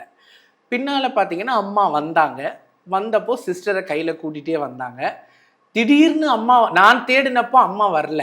ஆனால் இப்போ அவங்க வந்ததுக்கப்புறம் எனக்கு பெரிய மகிழ்ச்சி ஒன்றும் இல்லை, பெரிய சந்தோஷமும் இல்லை, பெரிய அன்பும் ஒன்றும் ஏற்படலை. அம்மாவா சரி ஓகே, தங்கச்சியா ஓகே, அப்படி தான் இருந்தது. போகலான்னு சொன்னாங்க. அங்கேருந்து என்னை கூப்பிட்டுக்கிட்டு திரும்பி சென்னைக்கு, இதே கோவிலம்பாக்கத்து பகுதியில் சென்னையில் வந்தாங்க. அப்போது அங்கே ஒருத்தரை மாமான்னு சொல்லி அறிமுகப்படுத்தி கூட்டிகிட்டு வந்தவரை இனிமேல் இவர் தான் உனக்கு அப்பான்னு சொல்லி அறிமுகப்படுத்தினாங்க. சொன்ன மாதிரி அப்பான்னு சொல்லி அறிமுகப்படுத்தினவரை அம்மா 2வது திருமணம் செய்து கொண்டாங்க. அவர் ஒரு மேஸ்திரி. அப்போ அவர் வந்து கிறிஸ்தவர். அதுதான் ஒரு பெரிய விஷயமே. ஏன்னா ரட்சிக்கப்பட்ட நபர் அவர். அம்மாவுடைய கதைகளெல்லாம் கேட்டு அவங்களுக்கு வாழ்க்கை கொடுத்தார். பின்னால் பார்த்தீங்கன்னா இப்போ நாங்கள் சென்னைக்கு திரும்பி வந்து இப்போ ஒரு ஃபேமிலியாக வந்து அரேஞ்ச் ஆகிறோம். இப்போ நான் வந்து திரும்பவும் 3வது என்ன செய்கிறேன், கோவிலம்பாக்கத்தில் இருக்கக்கூடிய ஒரு கவர்மெண்ட்டு ஸ்கூலில் வந்து நான் படிக்க ஆரம்பிக்கிறேன் 3வது. இதுக்கிடையில பெண் தன்மையும் எனக்குள்ள அதிகரிக்க ஆகுது. கர்த்தர் அப்பவே எங்களுடைய குடும்பத்துல செய்த நன்மைகள்னு நிறைய இருக்கு. அப்போ சிஎஸ்ஐ சபைக்கு தான் போய்கிட்டு இருந்தோம். அந்த டைம் பார்த்தீங்கன்னா ஸ்கூலுக்கு போயிட்டு வர மாதிரி தான் போவோம், அங்கே வார்த்தையை கேட்போம், வந்துடுவோம். ஒரு ஆவிக்குரிய அனுபவமும் இருக்கவே இருக்காது. அதனாலே தேவனுடைய அன்பை வந்து நான் அதிகமாக அறிந்து கொள்ளவே இல்லை. பார்த்தீங்கன்னா இந்த ஊருக்கு வரும்பொழுது ஒரே ஒரு சைக்கிள் தான் அப்பாவுக்கு இருந்தது. அப்பான்னு சொல்கிறவர் நான் இப்போ இருக்கிறவரை சொல்கிறேன். அவருக்கு வந்து பார்த்தீங்கன்னா ஒரே ஒரு சைக்கிள் தான். அந்த சைக்கிள்லேயே வேலைக்கு, சித்தாள் வேலைக்கும் கொத்தனார் வேலைக்கும் மிதிச்சுட்டு போவாங்க. எங்களையும் பின்னாடி நான் இருப்பேன், என் தங்கச்சியை முன்னாடியில் உட்கார வச்சு அப்படி போகிற ஒரு நடுத்தர குடும்பத்தை சேர்ந்த, ஒரு ஏழ்மையான குடும்பத்தை சேர்ந்தவர்களாக தான் நாங்கள் முதல்ல இந்த சென்னை பகுதியில் வரோம். அப்படி கொஞ்சம் கொஞ்சமாக அவருக்கு வேலை கிடைக்க ஆரம்பிச்சது. அப்படி நான் வரும்போது எனக்கு ஒரு வயது வந்து ஒரு 10வது 11வது படிக்கிற வயது வந்துடுச்சு. சரிங்க சிஸ்டர். அப்போ வந்து நீங்கள் அந்த பாதை, நீங்கள் கடந்து வந்த பாதை வந்து லேசானது கிடையாது. நிச்சயமா கரடு முரடான பாதை. அதாவது இதை சுருக்கமாக சொல்லணும்னா, கரும்பு சக்கைக்குள்ள, கரும்பு மிஷினுக்குள்ள சக்க போயிட்டு வந்தா எப்படி, கரும்பு போயிட்டு வந்தா எப்படி இருக்கும், அந்த மாதிரி ஒரு பிழிஞ்சு ஆண்டவர் புடமிட்டார் தான் நான் சொன்னேன். பொன்னை போல நான் உன்னை புடமிடுவேன், வெள்ளியை உருக்குவது போல உருக்குவேன், உபத்திரவத்தின் குகையிலே நான் உன்னை தெரிந்து கொண்டேன் ஆண்டவர் சொல்றார். ரொம்ப நல்லவர். God is great, God is good. கர்த்தர் நல்லவர் இல்லையா? அவருடைய கிருபை என்னைக்குமே இருக்கு. அவரை நம்புற பிள்ளைகளுக்கு ஒரு நாளும் வந்து அவர் கைவிடவே மாட்டாரு.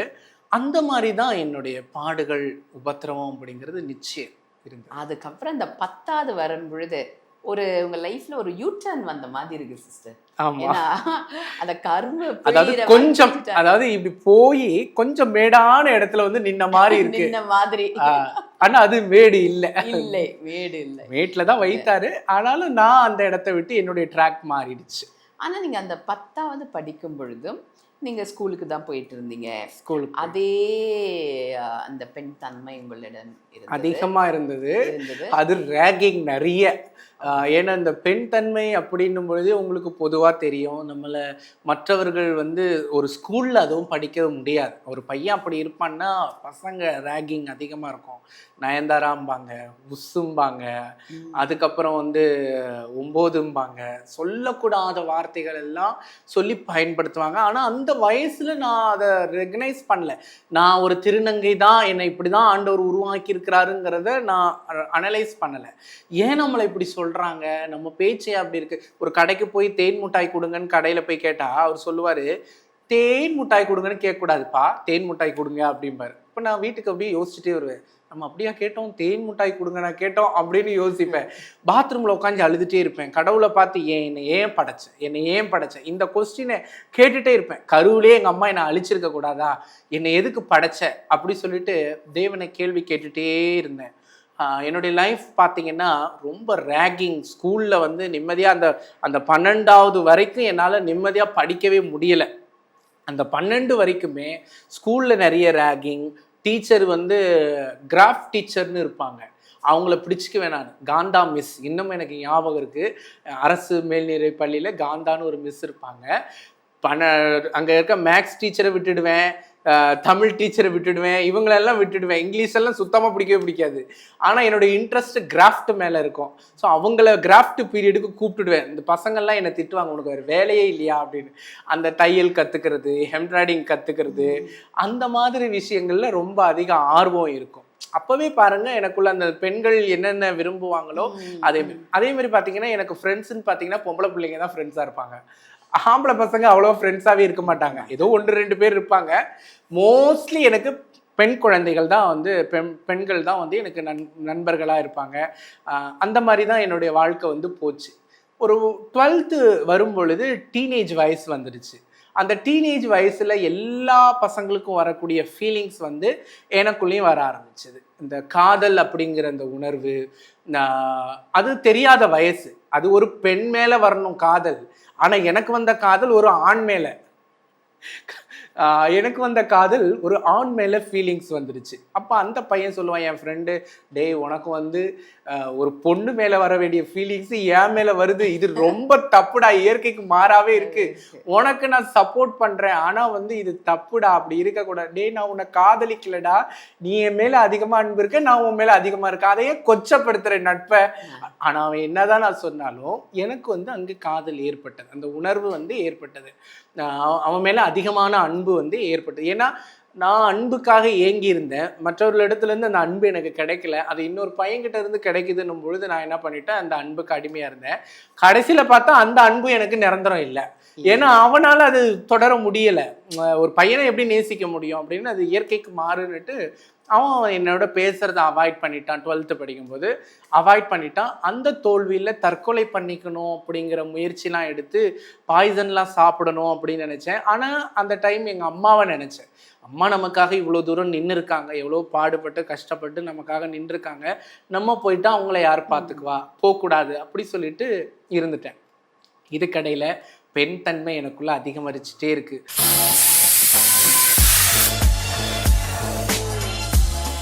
ஒரே ஒரு கேள்வி, இப்ப நீங்க சொன்னீங்க இந்த பெண் தன்மை அதிகரிச்சது, அப்புறம் அந்த +2ல நடந்த சம்பவங்கள், இது வந்து ரொம்ப வித்தியாசமான சம்பவங்கள் சிஸ்டம். இது வந்து நேச்சுரல், அந்த நேச்சருக்கு அகெயின்ஸ்டா நடக்கிறது. அப்ப இந்த மாதிரி சூழ்நிலைகள் வந்து நீங்க எப்படி அதை வந்து, நீங்க சொன்னீங்க நான் தற்கொலைக்கு போனேன் அப்படின்னு, இன்றைக்கு இப்படிப்பட்ட சூழ்நிலைகளுக்குள்ள போற அநேகர் உண்டு. நிச்சயமா திருநங்கைகளே அப்படி இருக்காங்க. ஏன்னா அவங்களுக்குள்ள வந்து, ஏன்னா நான் அவங்க கிட்ட கேட்க விரும்புற ஒரு கேள்வி என்னன்னா, இந்த தன்மையை பத்தி உங்க பெற்றோர்களுக்கு தெரியுமா? ஏன் இதை நான் கேட்குறேன்னா, அவங்க உங்களை வந்து ஏற்றுக்கொண்டாங்களா இல்லையா, அவங்க வந்து உங்களை திட்டினாங்களா இல்லை பரவாயில்லன்னு என்கரேஜ் பண்ணாங்களா? அதே போல் நீங்கள் ஸ்கூலில் போகும் பொழுது பார்த்தீங்கன்னா 2 விதம். நீங்கள் நிறைய கேர்ள்ஸோட தான் ஃப்ரெண்ட்ஸுன்னு சொன்னீங்க. உங்களை வந்து அந்த கவர்க்கப்பட்ட அந்த ஜெண்டர் வந்து அந்த மேல் ஜெண்டராக இருந்தாங்க இல்லைங்களா? அப்போ நீங்கள் சொன்னீங்க நான் வந்து ஒரு ஒரு தற்கொலைக்கு கூட நான் ட்ரை பண்ணணும்னு இருந்தேன், ஆனால் எங்கள் அம்மா என் கண் முன்னாடி வந்தாங்கன்னு. இன்றைய சமுதாயத்தில் நீங்கள் பார்க்கும் பொழுது இதே மாதிரி சூழ்நிலையில் அநேகர் கடந்து செல்கிறாங்க. நம்ம நேர் மத்தியில் கூட இந்த நிகழ்ச்சி பல இடங்களுக்கு போகுது. ஸோ இப்படிப்பட்ட சூழ்நிலையில் இருக்கிறவர்கள் இதை எப்படி கையாள வேண்டும், எப்படி மேற்கொள்ள வேண்டும்? ஒரு வேளை நீங்கள் இதை யாருக்குமே சொல்லாமல் இருந்திருக்கலாம், சொல்லாமல் இருந்தது ஒரு தவறாக கூட இருந்திருக்கலாம், இல்லை இருக்கிறது தான் நல்லதா? இது வந்து ஏன்னா அந்த 16, 17, 18 அந்த டீனேஜில் எப்படி ஹேண்டில் செய்யலான்னு நீங்கள் நினைக்கிறீங்க? ஓகே, அதாவது நான் என்ன சொல்ல வரேன் அப்படின்னா, அந்த மாதிரி தற்கொலை என்ன முதல்ல வந்து திருநங்கைகளில் சொல்லிடுறேன். ஏன்னா திருநங்கைகள் இன்றைக்கி பெரும்பாலான பேர் வந்து மோசடி பண்ணப்படுறதும் ஏமாற்றப்படுகிறதும் அவங்க ஃபீலிங்ஸை நல்லா புரிஞ்சுக்கிறாங்க. இவங்களுடைய ஃபீலிங்ஸ் வந்து தன்னை ஒரு பெண்ணாக தான் இவங்க உணர்றாங்கன்னும் போது, ஒரு பெண்களுக்குரிய இயல்பான எல்லா ஆசைகளுமே இவங்களுக்கும் உண்டு. தனக்கும் ஒரு கல்யாணம் ஆகணும், நானும் ஒரு பெண்ணை போல் பூ போட்டு வச்சு அலங்காரம் பண்ணி அழகாக இருக்கணும், அந்த வளையலை கையில் மாட்டும் போதே நீங்கள் ரசிக்கிறீங்களோ இல்லையோ, ஆனால் திருநங்கைகள் ரசிப்பாங்க. கைகளில் இருக்கும்போது இப்படி ஆட்டி பார்த்து அழகாக ரசிப்பாங்க. அழகாக இருக்குல்ல, அந்த நேல் பாலிஷ் கூட அந்த சாரிக்கு ஏற்ற கலரில் இருக்கணும்னு அழகாக பார்த்து பார்த்து ஒன்று நேர்த்தியாக தன்னை அழகாக ரசிக்கக்கூடியது அவங்க மட்டும்தான். அப்படி அவங்க வந்து தன்னை வந்து மெருகேற்றுவாங்க. இப்படி இருக்கும்போது சில ஆண்கள் பார்த்தீங்கன்னா இவங்கக்கிட்ட தேவைக்காக வந்து பழகிறாங்க. அவங்க பழகிறவங்களும் உண்மையாக பழகிறாங்களான்றது இதுவரை என்னுடைய லைஃப்பில் நிறைய திருநங்கைகளை நான் பார்த்துருக்கேன்.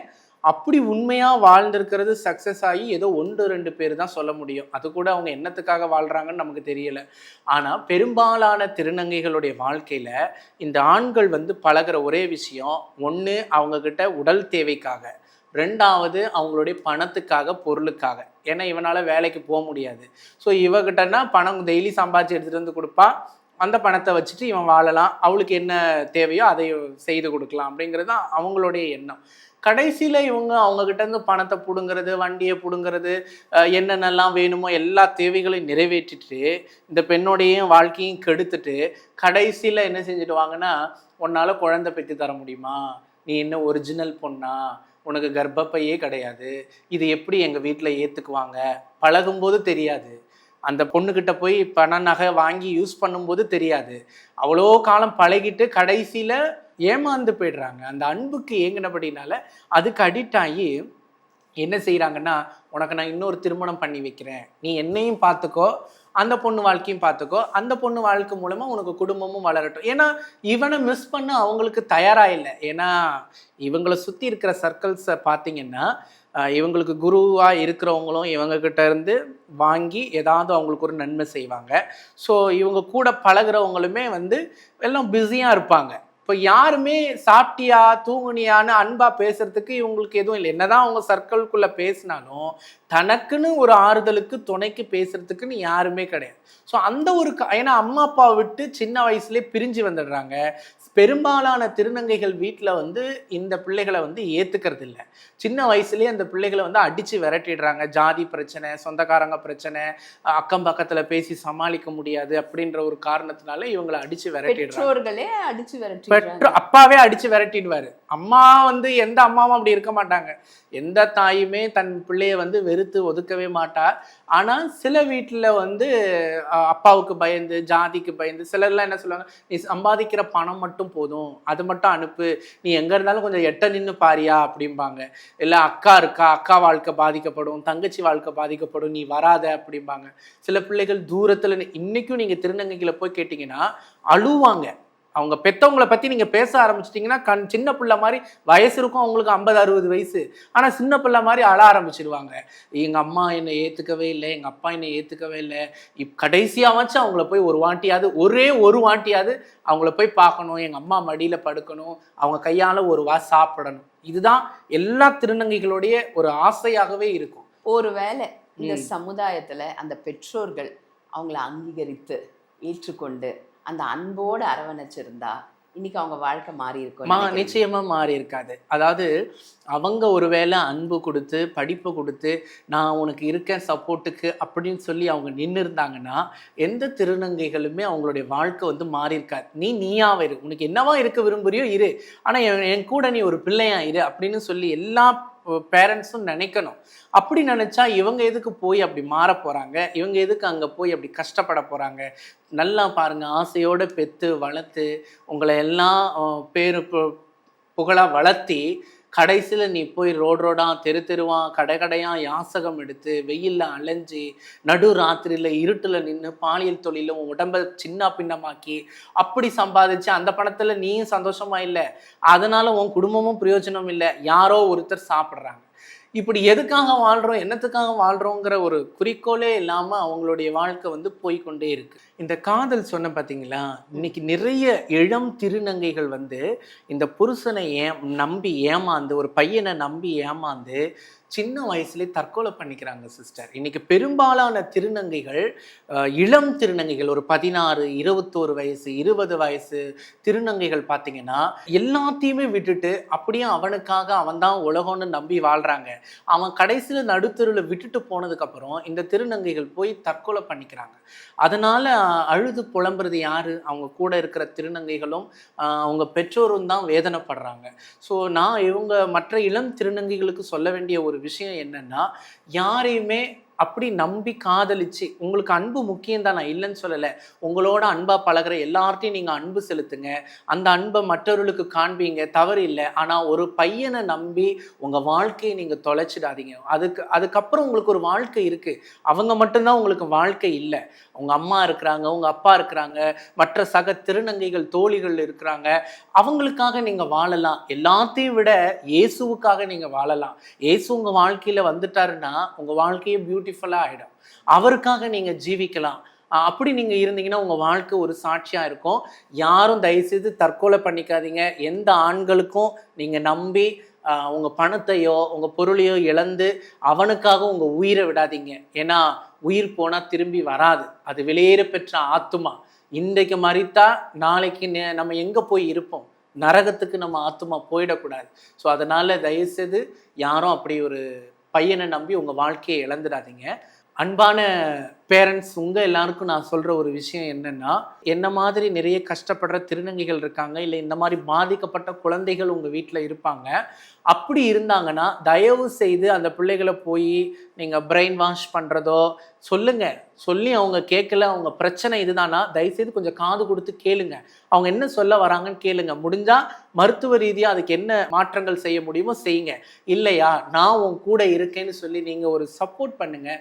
அவங்க தோளில் கொஞ்சம் தட்டி கொடுத்து அவங்கள வாழ்க்கையில் நீ இப்போதைக்கு உனக்கு படிப்பு சிந்தனை தான் இருக்கணும், நல்லா படின்னு சொல்லுங்கள், படிக்க வைங்க, ஒரு வேலைக்கு அனுப்புங்க. அதற்கும் பிற்பாடு அவங்களுக்கு அந்த உணர்வுகள் இன்னும் அதிகமாக இருக்குன்னா நீங்களே கூட அவங்களுக்கு உறுதுணையாக இருந்து அந்த பிள்ளையும் உங்கள் ஒரு பெண் குழந்தையா நினச்சி நீங்கள் அவங்களுக்கு சப்போர்ட் பண்ணீங்கன்னா எந்த குழந்தைங்களுமே வாழ்க்கையில் கெட்டு போக மாட்டாங்க, வாழ்க்கையில் ஒரு படி முன்னுக்கு வருவாங்க. இதை எல்லா பெற்றோர்கிட்டையும் அந்த பிள்ளைகளுடைய உணர்வுகளை பிரிஞ்சுக்குங்கன்னு சொல்லி தாழ்மையாக நான் கேட்டுக்கிறேன். ஒரு ஹேண்டிகேப்டு பிள்ளை கூட, ஒரு மூளை வளர்ச்சி இல்லாத பிள்ளைய கூட வச்சு பார்த்துக்கிறாங்க. அது வயசான காலம் வரைக்கும் அந்த பிள்ளைக்கு சாப்பாடு கொடுத்து அதுக்கு என்னென்ன செய்யணுமோ எல்லாம் கூட இருந்து பார்த்துக்கிறாங்க. கண்ணு தெரியாத குழந்தைகளை கூட பார்த்துக்கிறாங்க. ஆனால் ஏன் இந்த மாதிரி பாதிக்கப்பட்ட ஒரு குரோமோசோம் குறைபாடு உள்ள குழந்தைகளை நீங்கள் ஏன் வந்து பார்த்துக்க கூடாது? அப்படிப்பட்ட குழந்தைகளை நீங்கள் காட் சைல்டுன்னு சொல்கிறீங்க, ஸ்பெஷல் சைல்டுன்னு சொல்கிறீங்க. இவங்களும் ஸ்பெஷல் சைல்டு தான்.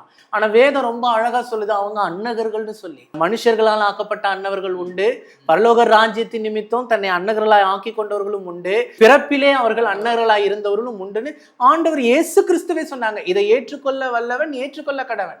இதை வரம் பெற்றவர்கள் தவிர வேற யாராலும் ஏற்றுக்கொள்ள முடியாது. இன்னைக்கு நிறைய சபைகள் இருக்கக்கூடிய போதர்களானாலும் சரி, குடும்பத்தில் இருக்கக்கூடிய தாய் தகப்பன்மானாலும் சரி, நண்பர்களானாலும் சரி, உறவினர்களானாலும் சரி, ஏன் அவங்களால புரிந்து கொள்ள முடியல அப்படின்னா வரம் இல்லை. வரம் பெற்றவர்கள் நிச்சயமா அவங்கள புரிந்து கொண்டு ஏற்றுக்கொள்வாங்க. தாய் தகப்பன்மார்கள் தயவு செய்து நீங்க ஏற்றுக்கொள்ளணும். அவங்க என்னதான் இருந்தாலும் உங்க ரத்தம், உங்க பிள்ளை, கர்த்தர் கொடுத்த குழந்தை. ஸோ அந்த குழந்தையை நீங்கள் வெறுக்கக்கூடாது. அது ஆண்டவர் கொடுத்த உங்கள் பிள்ளையா நினச்சி நீங்கள் வளர்க்கணும். இதே ஒரு பொம்பளை பிள்ளை பிறந்திருந்தால் நீங்கள் என்ன செய்வீங்க? பாசத்தோடு வளர்ப்பீங்க. ஒரு ஆம்பளை பிள்ளையாக இருந்தாலும் பாசத்தோடு வளர்ப்பீங்க. இப்போ என்ன ஆயிட்டு, இந்த பிள்ளை பெண்ணாக இருக்கணும்னு ஆசைப்படுது. அந்த பிள்ளையோட உணர்வுகளுக்கு மதிப்பு கொடுத்து நீங்கள் அந்த பிள்ளையை ஒரு பெண் பிள்ளையாக கர்த்தர் கொடுத்தாருன்னு நினச்சி வளங்களேன். சந்தோஷம் தானே? அந்த பிள்ளைகளுக்கு நீங்கள் அப்படி வெறுக்காம அன்பு காட்டுங்க. அவங்க அன்பு தான் கேட்குறாங்க, வேறு எதுவுமே கேட்கல. நீங்கள் அன்பு காட்டி அவங்களுக்கு ஒரு உறுதுணையாக இருங்க. நிச்சயமாக அவங்க வாழ்க்கையில் சாதிக்க முடியும். சிஸ்டர், ரொம்ப ரொம்ப அழகாக சொன்னீங்க. திருநங்கைகளுக்கும் பெற்றோர்களுக்கும் அவங்க எப்படி இந்த சூழ்நிலையை கையாளணும்னு. இப்போ நம்ம திருப்பி ஃப்ளாஷ்பேக்கு போகலாம். நீங்கள் சொன்னீங்க இந்த வாலிப வயதில் நீங்கள் வளர்ந்துட்டு வந்தீங்க. அப்போ நீங்கள் போட்டுட்டு இருக்க உடையெல்லாம் ஒரு ஆணுடை, ஆனால் உங்கள் உணர்வு ஒரு பெண்ணுடை. இப்போ இதை எப்படி மேற்கொண்டு எப்போ நீங்கள் இதெல்லாம் வந்து அப்படியே வெளியில் வந்தீங்க? இந்த சூழ்நிலையை எங்களுக்கு சொல்லுங்கள். இந்த ஸ்டேஜில் நான் காலேஜ் அப்பல்லோ உரகடத்தில் இருக்கக்கூடிய அப்பல்லோ காலேஜில் நான் டிப்ளமோ குரூப் படிக்கிறேன். பட் கோர்ஸ் வந்து ரெண்டு அரியர் இருந்ததுனால அதை ஃபுல்லாக ஃபினிஷ் பண்ணல. ஏன்னா இங்கே எனக்குள்ள நிறைய பிரச்சனைகள் ஓடிக்கொண்டிருந்தபடினால. அதுக்கு பிற்பாடு ஸ்கோப் இன்டர்நேஷ்னல் ஐடி கம்பெனியில் ஒரு ஏசி டெக்னீஷியனாக ஒர்க்கு கிடச்சிது. முடிஞ்ச அளவுக்கு என்ன ஒரு ஆணாக காமிக்கிறதுக்கு முயற்சி பண்ணேன், நடிச்சேன்னு தான் சொல்லணும். கண்ணாடி முன்னாடி நின்று ஒரு ஆணை மாதிரி நெஞ்சை நிமித்துட்டு நடக்கணும் அப்படின்னு ட்ரை பண்ணுவேன் நடையில். ஆனால் வீட்டுக்குள்ளே அப்படி நடப்பேன், மற்றவங்ககிட்ட தெரிஞ்சவங்ககிட்ட பழகும்போது அப்படி இருப்பேன். ஆனால் தனியாக என்னை ஃப்ரீயாக விட்டுட்டிங்கன்னா நான் பாட்டுக்கு இஷ்டத்துக்கு வளைஞ்சு நெளிஞ்சு நடக்க ஆரம்பிச்சிடுவேன். ஒன் சைடில் ஹேண்ட் பேக்கை மாட்டிட்டு இந்த பேக்கை மாட்டிட்டு காஜல் இருக்கும், அதை கண்ணில் மட்டும் போட்டுட்டு கண்டுபிடிக்கக்கூடாது, மை போட்டால் தெரிஞ்சிடும்னுட்டு காஜலை மட்டும் போட்டுட்டு லைட்டாக லிப் பாம் போட்டுட்டு இதெல்லாம் ட்ரெயின்குள்ளே நடக்கும். இங்கேருந்து இந்த நுங்கம்பாக்கம் போகிற வரைக்கும் ட்ரெயின்குள்ளேயே நடக்கும். ஹெட்செட்டை ஒன்று போட்டு சினிமா பாட்டை ஒன்று போட்டுட்டு ஹேண்ட்பேக்கை மாட்டிட்டு நெளிஞ்சு நடந்து போயிட்டே இருப்பேன் நான் பாட்டுக்கு. பார்க்குறவங்க ஆம்பளைங்க பொம்பளைங்க எல்லாம் ஒரு வித்தியாசமாக பார்ப்பாங்க. ஆனால் ஆணுடைய பேண்ட் ஷர்ட்லேயே இவ்வளோ கொடுமையை நான் சொல்கிறேன். பேண்ட் ஷர்ட்லேயே இதெல்லாம் பண்ணிட்டு தான் போவேன். இதில் நிறைய ஆண்கள் பின்னாடியே வேற வருவாங்க. அது ஒரு பக்கம், அது ஒரு வேற லைன், அது ஒரு தொல்லை ஒரு பக்கம் இருந்தது. அந்த வாலிப வயசுல இந்த இச்சை நாவி ஒரு பக்கம் போராடிட்டு இருந்தது. என்ன மாம்ச ரீதியாகவே இந்த பெயின் சிம்டம்ஸ் ஒரு பக்கம் இருந்தாலும் ஒரு பக்கம் இச்சையும் போராடிட்டு இருந்தது. வாழ்க்கையில் நிறைய தவறுகள் நான் வந்து வாலிப வயசில் செய்து கொண்டே இருந்தேன். அப்படிப்பட்ட சூழ்நிலையில் அங்கே வேலை செய்கிற இடத்துலையும் கிண்டல், அங்கேயும் வந்து பசங்க என்னை கிண்டல் பண்ணிகிட்டே இருப்பாங்க. அதெல்லாம் ஸ்ட்ரகிள் பண்ணி வந்தாலும் முடிஞ்ச அளவுக்கு என்ன ஒரு ஆணாக காமிச்சிக்கிறதுக்கு, கொஞ்சம் போல்டாக பேசுகிறதுக்கு, கத்தி பேசணும், கொஞ்சம் தைரியமாக நின்று பேசணும் அப்படின்லாம் என்னை முயற்சி பண்ணி நான் என்ன தான் பண்ணாலும் அது எல்லாமே ஃபெயிலியர். ஒரு கட்டத்தில் வந்து என்னால் அதை பஸ்ட் அவுட் ஆகிடுச்சு. என்னால் முடியலை, இதுக்கு மேலே என்னால் முடியாது, என் உணர்வுகளை என்னால் அடக்க முடியலை அப்படின்ற ஒரு கட்டம் வரும்பொழுது நான் அம்மா கிட்ட வந்து முதல்ல சொன்னேன். என்ன வயசு இருக்கும் உங்களுக்கு? அப்போ வந்து ஒரு 20 வயசு இருக்கும். அப்போ அம்மா கிட்ட நான் சொல்கிறேன், 19 அதான் டீனேஜ் வயசு, 18 19 அப்படி தான் இருக்கும். அப்போ அம்மா கிட்ட சொல்கிறேன், அம்மா எனக்கு இந்த மாதிரி பெண் ஃபீலிங்ஸாகவே இருக்குது, உனக்கே தெரியும் சின்ன பிள்ளையிலேருந்து எனக்கு இந்த ஃபீலிங்ஸ் இருக்குன்ட்டு அப்படின்னு. அது இருந்து உன்னை என்ன செய்ய போகுது? அதெல்லாம் கிடையாது, உனக்கு அப்போ இருந்தது சின்ன பிள்ளையில, இப்போமா இருக்குது, அதெல்லாம் கிடையாது, நீயா உனக்குள்ளே சும்மா அப்படி தோணுது, அதெல்லாம் சரியாயிடும், வளர வளர சரியாயிடும், சும்மா போட்டு குழப்பிக்காத அப்படின்னு கேர்லெஸ்ஸாக விட்டுட்டாங்க. சிஸ்டர்கிட்டையும் போய் சொன்னேன், தங்கச்சிக்கிட்டையும் போய் சொன்னேன், இந்த மாதிரிலாம் இருக்குடி. 2-3 தடவை அவளே பார்த்துட்டா. அம்மாவுடைய ப்ளவுஸ் எடுத்து போட்டுக்கிறது, அம்மாவுடைய ட்ரெஸ்ஸஸ் எடுத்து யூஸ் பண்ணுறது, இதில் இருக்கும்போது அவள் பார்த்துட்டு என்னடா பண்ணுறாங்க அப்படின்னு கேட்பா. ஒன்றும் இல்லடி, சும்மா நாடகத்துக்கு ஒத்திக்க பார்க்குறேன் அப்படி இப்படின்னு சொல்லி சமாளிக்கிறது, இப்படியெல்லாம் இருந்தது. அப்போ அம்மா கிட்ட நான் சொல்லி பார்த்தேன், அவங்க கேட்குறாப்புல தெரியல, என்னுடைய ஃபீலிங்ஸை அவங்க புரிஞ்சுக்கிடலை. அப்போது இதுக்கு மேலேயும் வந்து நம்மளுடைய வாலிப வயசு இருக்கும்போதே மாறினாதான். ஏன்னா இப்போது திருநங்கைகள் சொல்லுகிற ஒரு விஷயம் என்னென்னா, ஒரு குறிப்பிட்ட வாலிப வயசில் அவங்க சர்ஜரி பண்ணிக்கணும், இல்லைன்னா அந்த உடல் வாகு வந்து பெண்ணை போல மாறாது. அந்த இயற்கையாகவே அவங்களுக்கு ஒரு பெண் ஸ்ட்ரக்சர் வேணும் அப்படின்னா நிச்சயமாக அந்த வாலிப வயசில் சர்ஜரி பண்ணிக்கணும். இல்லை வயசான காலத்தில் பண்ணாங்கன்னா அந்த டைப்பும் அவங்க பொண்ணா மாதிரி எந்த பிரயோஜனமும் கிடையாது அப்படின்ற ஒரு இருந்ததுனால நான் என்னுடைய சிஸ்டருடைய மேரேஜ் வரைக்கும் நான் வெயிட் பண்ணேன். ஸோ சிஸ்டர் வந்து ஒரு பொண்ணை லவ், அவளுடைய கதை பெரிய கதை. அவள் என்ன செஞ்சா, அவளும் அந்த அன்பு ஃபீலிங்ஸ் இருந்தபடினால அவள் ஒரு பையனை வந்து லவ் பண்ணி கல்யாணம் பண்ண ஆரம்பிச்சிட்டா. பக்கத்துலேயே, நம்ம வீட்டு பக்கத்துலேயே ஒரு பையன் வருவான். அந்த பையன் எப்படி தான் பார்த்தாலும் என் கூட தான் ஸ்கூலுக்கு வருவா போவா 10th படிக்கும்போது. ஆனால் எப்படி அந்த பையனை பார்த்து விரும்பினா கொண்டான்னு எங்களுக்கு தெரியலை. அந்த பையன் பிரஜாதி பையன்தான்.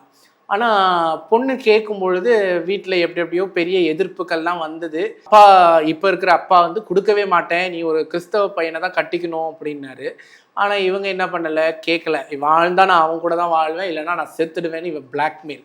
அப்போ அம்மா என்ன செஞ்சிட்டாங்க, ஒரே ஒரு பொம்பளை பிள்ளை இருக்குது, நம்ம வந்து எதுக்கு அந்த பிள்ளை வாழ்க்கைக்கு எடுக்கணும், ஆசைப்பட்டவனுக்கே கொடுத்துடலாம் அப்படின்னு இந்து முறைப்படி கல்யாணம் பண்ணாங்க. அப்பா வரல, கல்யாணம் பேசுகிற வரைக்கும் இருந்தார். அதுக்கப்புறம் அவருக்கு பிடிக்கல, அந்த பையனை பிடிக்கல, வேண்டாம் அப்படின்னாரு. கேட்கல, உண்மையாக எதிர்த்தது அப்பா தான். அவர் வேண்டான்னாரு, ஆனால் கேட்காம கல்யாணம் பண்ணி கொடுத்தாங்க. இந்து முறைப்படி சொந்தக்காரங்களெல்லாம் கூப்பிட்டு ஒரு 10 பவுன் நகை போட்டு கல்யாணம் பண்ணி கொடுத்தாங்க. அப்பா அந்த நாள் கல்யாணத்துக்கு வரலை. கொஞ்ச நாள் வந்து ஒரு 10 வருஷம் அவனோட வாழ்ந்தா. 10 வருஷம் வாழ்ந்தா. இதுக்கு இடையில அவளுக்கு முதல்ல ஒரு பெண் குழந்தை பிறந்தது. அதுக்கப்புறம் 2வது குழந்தை மாசமாக இருந்தா. அந்த ஸ்டேஜில் தான் நான் என்ன பண்ணிட்டேன், லெட்டரை எழுதி வச்சுட்டு இதுக்கு மேலே என்னால் பெண் தன்மையை விட்டு இருக்க முடியாதுன்னு எல்லா ஃபீலிங்ஸ் எல்லாம் கொட்டி ஒரு பெரிய லெட்டரை வந்து எழுதுறேன். ஏன்னா என்னுடைய நோக்கம் வந்து அவங்க என்னை வெறுத்துறக்கூடாது. என்னை வெறுத்துட்டாங்கன்னா ரொம்ப கஷ்டம், அதுக்கப்புறம் நான் இங்கே வரக்கூட முடியாதுன்றதுனால என்னை வெறுக்கக்கூடாதுன்னு என்னுடைய பிரச்சனையெல்லாம் சொல்லி, அன்புள்ள அம்மா, இந்த மாதிரி நான் உங்களுக்கு வந்து ஒரு பிள்ளையா இருந்து எந்த கடமையும் நான் செய்யலை, என்ன ஒரு பிள்ளையா நீங்கள் பெற்றதுக்கு பதிலாக ஒரு கல்லை கூட பெற்றிருக்கலாம், உங்களுக்கு பிரயோஜனம் இருந்திருக்கும், என்னை மன்னிச்சிடுங்க, என்னுடைய லைஃப் இப்படி இருக்குது, நான் வந்து எவ்வளோ சீக்கிரம் போகிறேனோ அவ்வளோ சீக்கிரம் நான் திரும்பி வந்துடுவேன், என்னுடைய உடல் சிகிச்சைக்காக மட்டும்தான் நான் போகிறேன், நான் வந்துடுவேன் அப்படி சொல்லிட்டு அவங்களுக்கு ஒரு லெட்டர் வந்து நான் எழுதுகிறேன். அப்பாவுக்கும் அதில் ஒரு 2 வார்த்தையை எழுதி, என்னுடைய பெத்த அப்பா கூட என்னை இப்படி பார்த்துக்குவாரான்னு தெரியல, நீங்கள் என்னை இப்படி பார்த்தீங்க, உங்களுக்கு பையனாக இருக்கு, எனக்கு தான் தகுதி இல்லை, என்னை மன்னிச்சுக்குங்க அப்படி சொல்லிட்டு சகோதரிக்கும் ஒரு வார்த்தை எழுதியிருக்கேன். நீ தான் இனிமேல் அம்மாவையும் அப்பாவையும் பார்த்துக்கணும் அப்படி சொல்லிட்டு எழுதிட்டு, என்னதான் நான் போனாலும் எனக்கு எங்கள் அம்மா விட்டு பிரிஞ்சு போக மனசே இல்லை. ரொம்ப கஷ்டம். எங்கே போனோன்னு டிசைட் ஆகிட்டு. எப்படி அப்படின்னா, நுங்கம்பாக்கத்தில் தான் நான் வேலை பார்க்குறேன், ஸ்கோப் இன்டர்நேஷ்னல் ஐடி கம்பெனி. அங்கே மேற்கு நமச்சிவாயபுரத்தில் தான் நிறைய திருநங்கைகள் கம்யூனிட்டி வந்து இருக்கிறாங்க. இவங்களுக்கு நான் தான் என்னோட நடவோட பாவனை எல்லாம் பெண் தன்மையாக இருக்கிறதுனால கண்டுபிடிச்சிடுவாங்க ஈஸியாக. ஏய், எங்கே இருக்கிற நீ அப்படின்னு கண்டுபிடிச்சிடுவாங்க. அப்படி என்னை கண்டுபிடிச்சி பேசும்போது அவங்களோட எனக்கு நட்புறவு ஆக ஆரம்பிச்சுது. அப்போது உனக்கு இப்படி இருக்குன்னா நீ வா நம்ம வீட்டுக்கு ஆட பாட இருந்துட்டு போ அப்படி சொல்லி கூப்பிடுவோம். பக்கத்தில் அவங்க வீடு தானே. என்னுடைய உணர்வுகள் பெண்ணை போல இருக்கணும் ஆசை. மேக்கப் பண்ணிக்கணும், நல்லா அலங்காரம் பண்ணிக்கணும், நம்ம பெண்ணை போல ஃப்ரீயாக நம்ம உடை உடுத்தணும், இது என்ன ஆடை இது கர்மம் அப்படின்ட்டு நான் அங்கே போயிடுவேன். அங்கே போயிட்டு நான் இங்கே வீட்டில் பொய் சொல்லிவிட்டு எனக்கு நைட் ஷிஃப்ட் இருக்குது, எனக்கு வந்து டே ஷிஃப்ட் இருக்குதுன்னு இப்படி பொய் சொல்லிவிட்டு நான் அங்கே போயிடுறது. அங்கே போய் அவங்களோட பீச்சுக்கு போகிறது, சினிமாவுக்கு போகிறது, அவங்களோட வந்து நான் ட்ரெஸ்ஸு மேக்கப் பண்ணிவிட்டு எங்கே போகிறது, விக்கிரக கோவில் இங்கே மலையனூர்னு சொல்லிட்டு கோவிலுக்கு போயிட்டு அங்கே அவங்களோட போய் ஜாலியாக மேக்கப் எல்லாம் பண்ணிவிட்டு அங்கே கூத்தடிச்சிட்டு வர்றது. இப்படியே என் லைஃப் போயிட்டே இருந்ததுனால அவங்க வேற, ஐயோ ரொம்ப அழகா இருக்கிற, பெண்ணாட்டம் இருக்கிற, நீ நிர்வாணம் ஆனா நீ ஒரு ஆப்ரேஷன் பண்ணா சூப்பராயிடுவ அப்படின்லாம் சொல்லுவோம். நமக்கு அந்த நேரம் நம்ம பெண்ணா மாறிடணும்டா அப்படின்ற ஒரு எண்ணம் தான் நமக்குள்ள இருந்தது. அப்படி என்னுடைய வாழ்க்கை ட்ராக் வந்து மாற ஆரம்பிச்சது.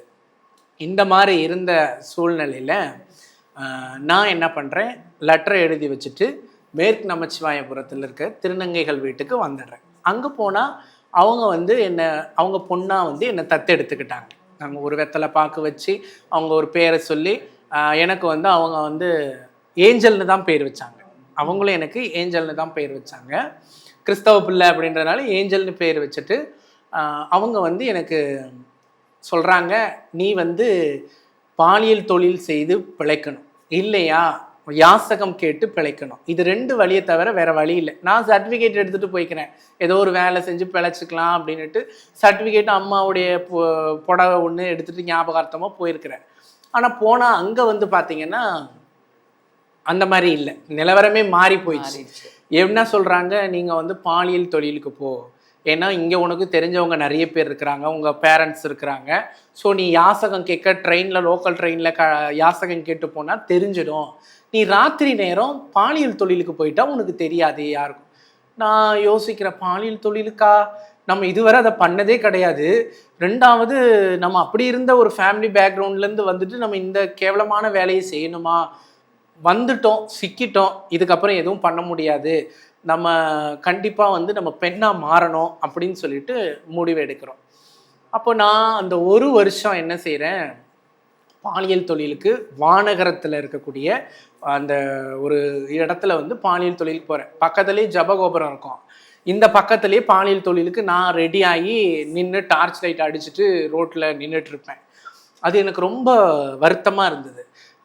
பக்கத்தில் அங்கே சத்தம், ஜபத்துக்கு வர பிள்ளைங்க, சில வாலிப பிள்ளைங்க, ரட்சிக்கப்படாத பிள்ளைங்க கூட்டிகிட்டு வந்திருப்பாங்க, அந்த பிள்ளைங்க அங்கே வந்து நிற்பாங்க. அது என்ன வயசு இருக்கும்னு நினைக்கிறீங்க, எல்லாம் ஒரு 14, 15 வயசு, 16 வயசு சின்ன பிள்ளைங்க. மண்டையில் கொட்டி அனுப்புவேன், எங்கே வந்துட்டு இங்கே எதுக்கு வந்தேன், போ அங்கே அப்படி சொல்லிட்டு அவனை விரட்டி விடுவேன். நான் செய்கிறதே பாவ தொழில், ஆனால் அங்கே இயேசுவை பற்றி அவனுக்கு சொல்லுவேன், போ அங்கே இயேசு நல்லவர், அங்கே போ அப்படின்னு சொல்லிட்டு அவனை விரட்டி விடுவேன். அந்த மாதிரி எல்லாம் என்னுடைய வாழ்க்கை மோசமாக இருந்தது. போலீஸ்காரங்க தொல்லை இருந்தது, ரவுடிங்க தொல்லை இருந்தது, டெய்லி ரவுடிங்க வந்து மிரட்டுவாங்க. வயசானவங்கள இந்த சின்னவங்க வரைக்கும் நம்மளை வந்து என்னென்ன சின்ன பின்ன பண்ணணுமோ எல்லாமே பண்ணுவாங்க. இந்த திருநங்கைகள் லைஃப்குள்ளே வந்ததுக்கப்புறம் ஒரு இரவாச்சும் நான் நிம்மதியாக தூங்கக்கூடாதா, ஒரு பீஸ்ஃபுல்லாக ஒரு மணி நேரம் நிம்மதியாக தூங்க மாட்டோமா அப்படின்னு நினைப்பேன். ஆனால் இரவெல்லாம் அந்த மல்லிகை பூவை வச்சு காத்து கொண்டிருக்கக்கூடிய அவல நிலை. அப்படி ஒரு சமுதாயம் வந்து என்னை தள்ளியது. வலுக்கட்டாயமாக விரும்பாத விஷயத்தை செய்து தான் ஆகணும்னு என்னை தள்ளப்பட்ட சூழ்நிலை. அப்படி இருந்தேன். அதுக்கடையில் எங்கள் அம்மா வந்து பார்த்திங்கன்னா, நான் போய் ஒரு 2 மாதத்துலேயே, இது 1 வருஷம் நடந்தது, ஆனால் அதுக்கு முன்னாடியே 2 மாதத்துக்கு இடையிலேயே அம்மா வந்து என்னுடைய இன்னொரு நண்பர் மூலியமாக தெரிஞ்சுக்கிட்டு வந்துட்டாங்க. ஏன்னா நான் அவர்கிட்ட மட்டும்தான் சொல்லியிருந்தேன், இந்த மாதிரி நான் இந்த இடத்துல இருக்கேன் அப்படின்னு அவர்கிட்ட ஷேர் பண்ணியிருக்கேன். அது இவங்க கேட்டு தெரிஞ்சு என்ன பண்ணிட்டாங்க, அந்த மேற்கு நமச்சிவாயபுரத்தில் இருக்கக்கூடிய எல்லா ஏரியாவாக போய் அழுது என் ஃபோட்டோவை காமிச்சு, இந்த பிள்ளைய பார்த்தீங்களா, இங்கே தான் இருக்காமான்னு கேட்டுகிட்டே இருந்திருக்காங்க. அப்போது ஒரு அம்மா வந்து சொன்னாங்க, சீக்கிரமாக பேண்ட் சட்டையை போட்டுக்கோ, ஒன்றை மாதிரியே இருக்காங்க உங்கள் அம்மா, தயவுசெய்து பெற்றவங்களை அள வைக்காத, பாவமாக இருக்கு அவங்கள பார்க்க, என்னன்னாலும் பரவாயில்ல கூப்பிட்டு வச்சு பேசலாம், உனக்கு என்ன பிரச்சனையோ அதை அவங்கக்கிட்ட சொல்லு, அதுக்கப்புறமும் முடியலையா, உனக்கு அங்கே போய் இருக்க பிடிக்கலையா, நீ வந்துடு, ஆனால் பெற்றவங்களை வந்து அழ வைக்காதப்பா சாமி, கூப்பிடு அப்படின்னதும் நானே ஃபோன் பண்ணி நான் இந்த வீட்டில் தான் இருக்கேன் வாங்க அப்படின்னதும், அவங்க வராங்கன்னு தெரிஞ்சதும் நான் நைட்டியை சேஞ்ச் பண்ணிவிட்டு பேண்ட் ஷர்ட்டு போட்டுக்கிறேன். அப்போ தான் கொஞ்சம் முடி வந்து வளர்ந்துருக்கு. அப்போ நான் அம்மா அப்பா வராங்க.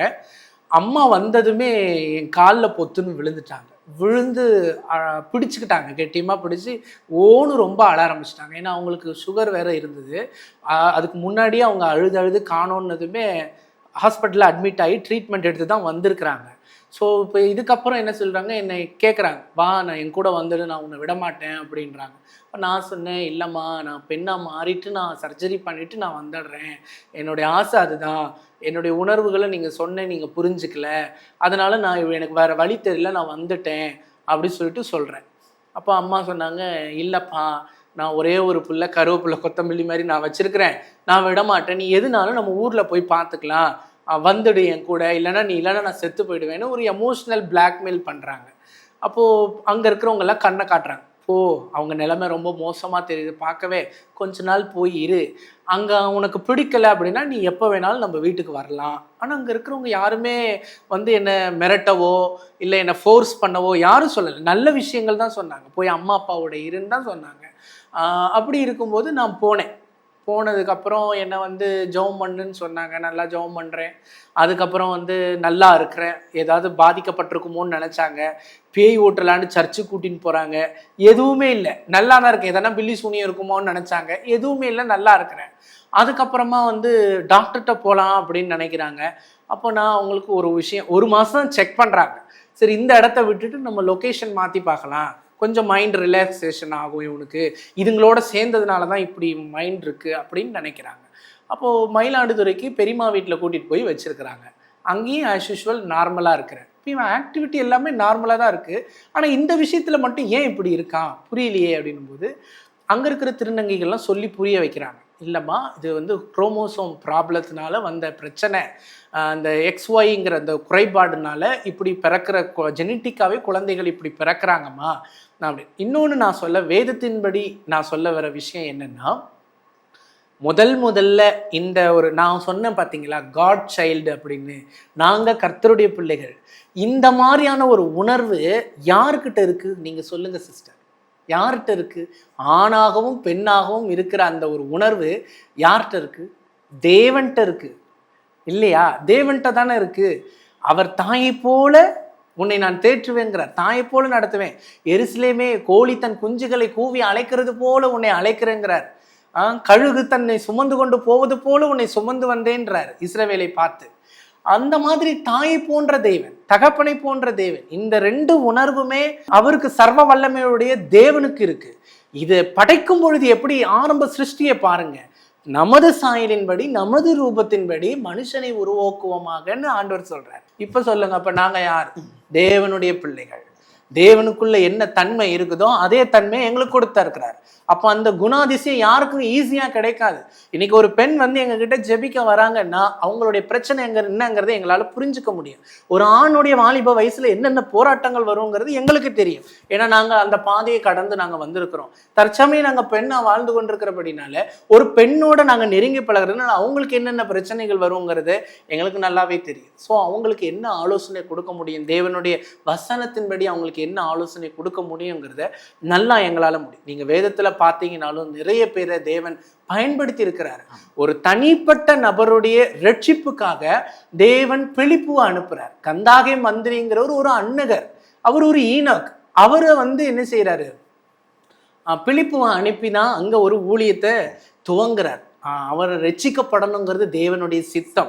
அப்போ வேதத்தின் படியும் ஒரு அன்னகனா இருக்கிறவன், ஏசாயாவில் நம்ம வாசிக்கும் பொழுதும் அதை தான் சொல்றார், அன்னகனும் தன்னை பட்டமரம் என்று சொல்லானாக அவனுக்கு உத்தம கீர்த்தியை கொடுப்பேன், குமாரர் குமாரத்திற்குரிய கீர்த்தியை பார்க்கலாம். இப்போ நான் சிந்திப்பேன், குமாரர் குமாரத்தினா யாரு?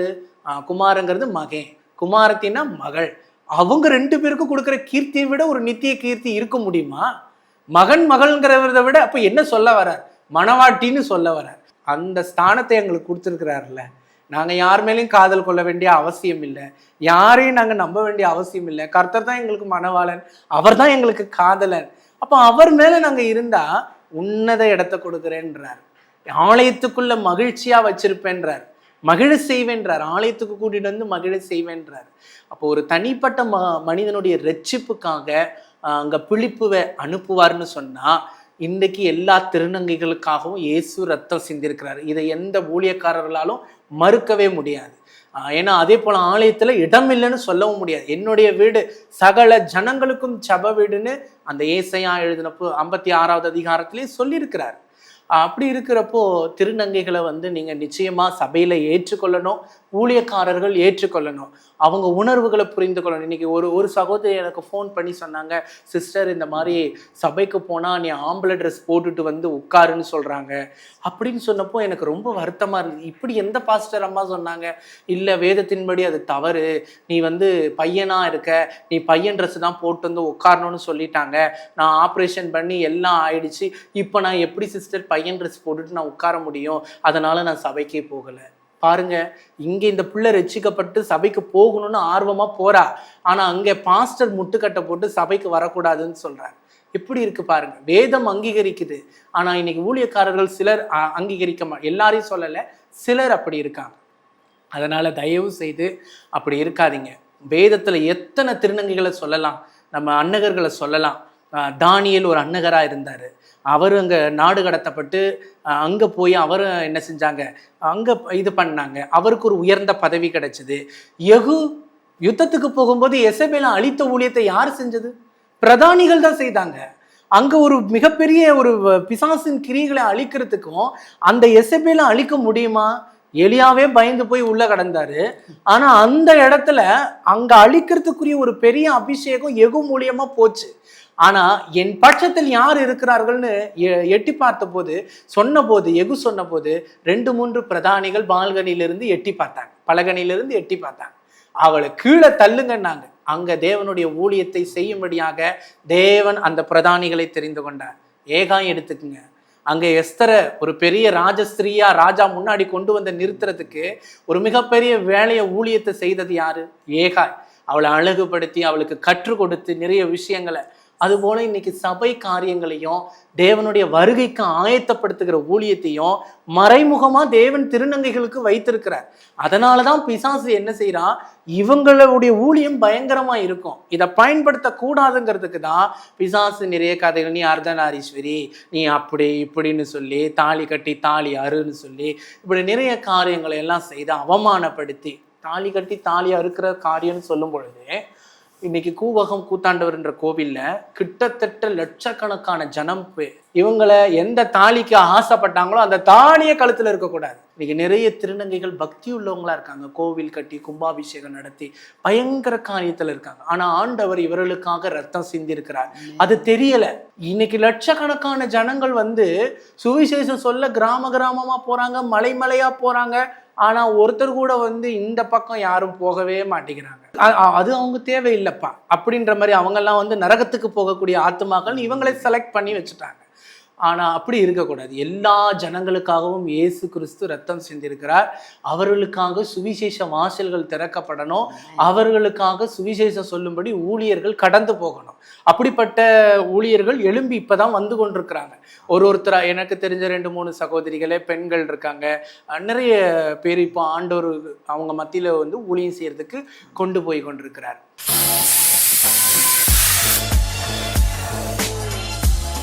அன்பான ஜாய் டிவி நேயர்களே, இந்த சாட்சியின் தொடர்ச்சியை அடுத்த வாரம் காண தவறாதீர்கள். மீண்டும் சந்திப்போம்.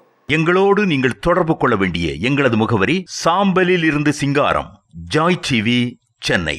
தபால் பெட்டி எண் 1, பெரிய கோவிலம்பாக்கம், சென்னை 600129. செல்போன் 7397222881 மற்றும் 739722222882.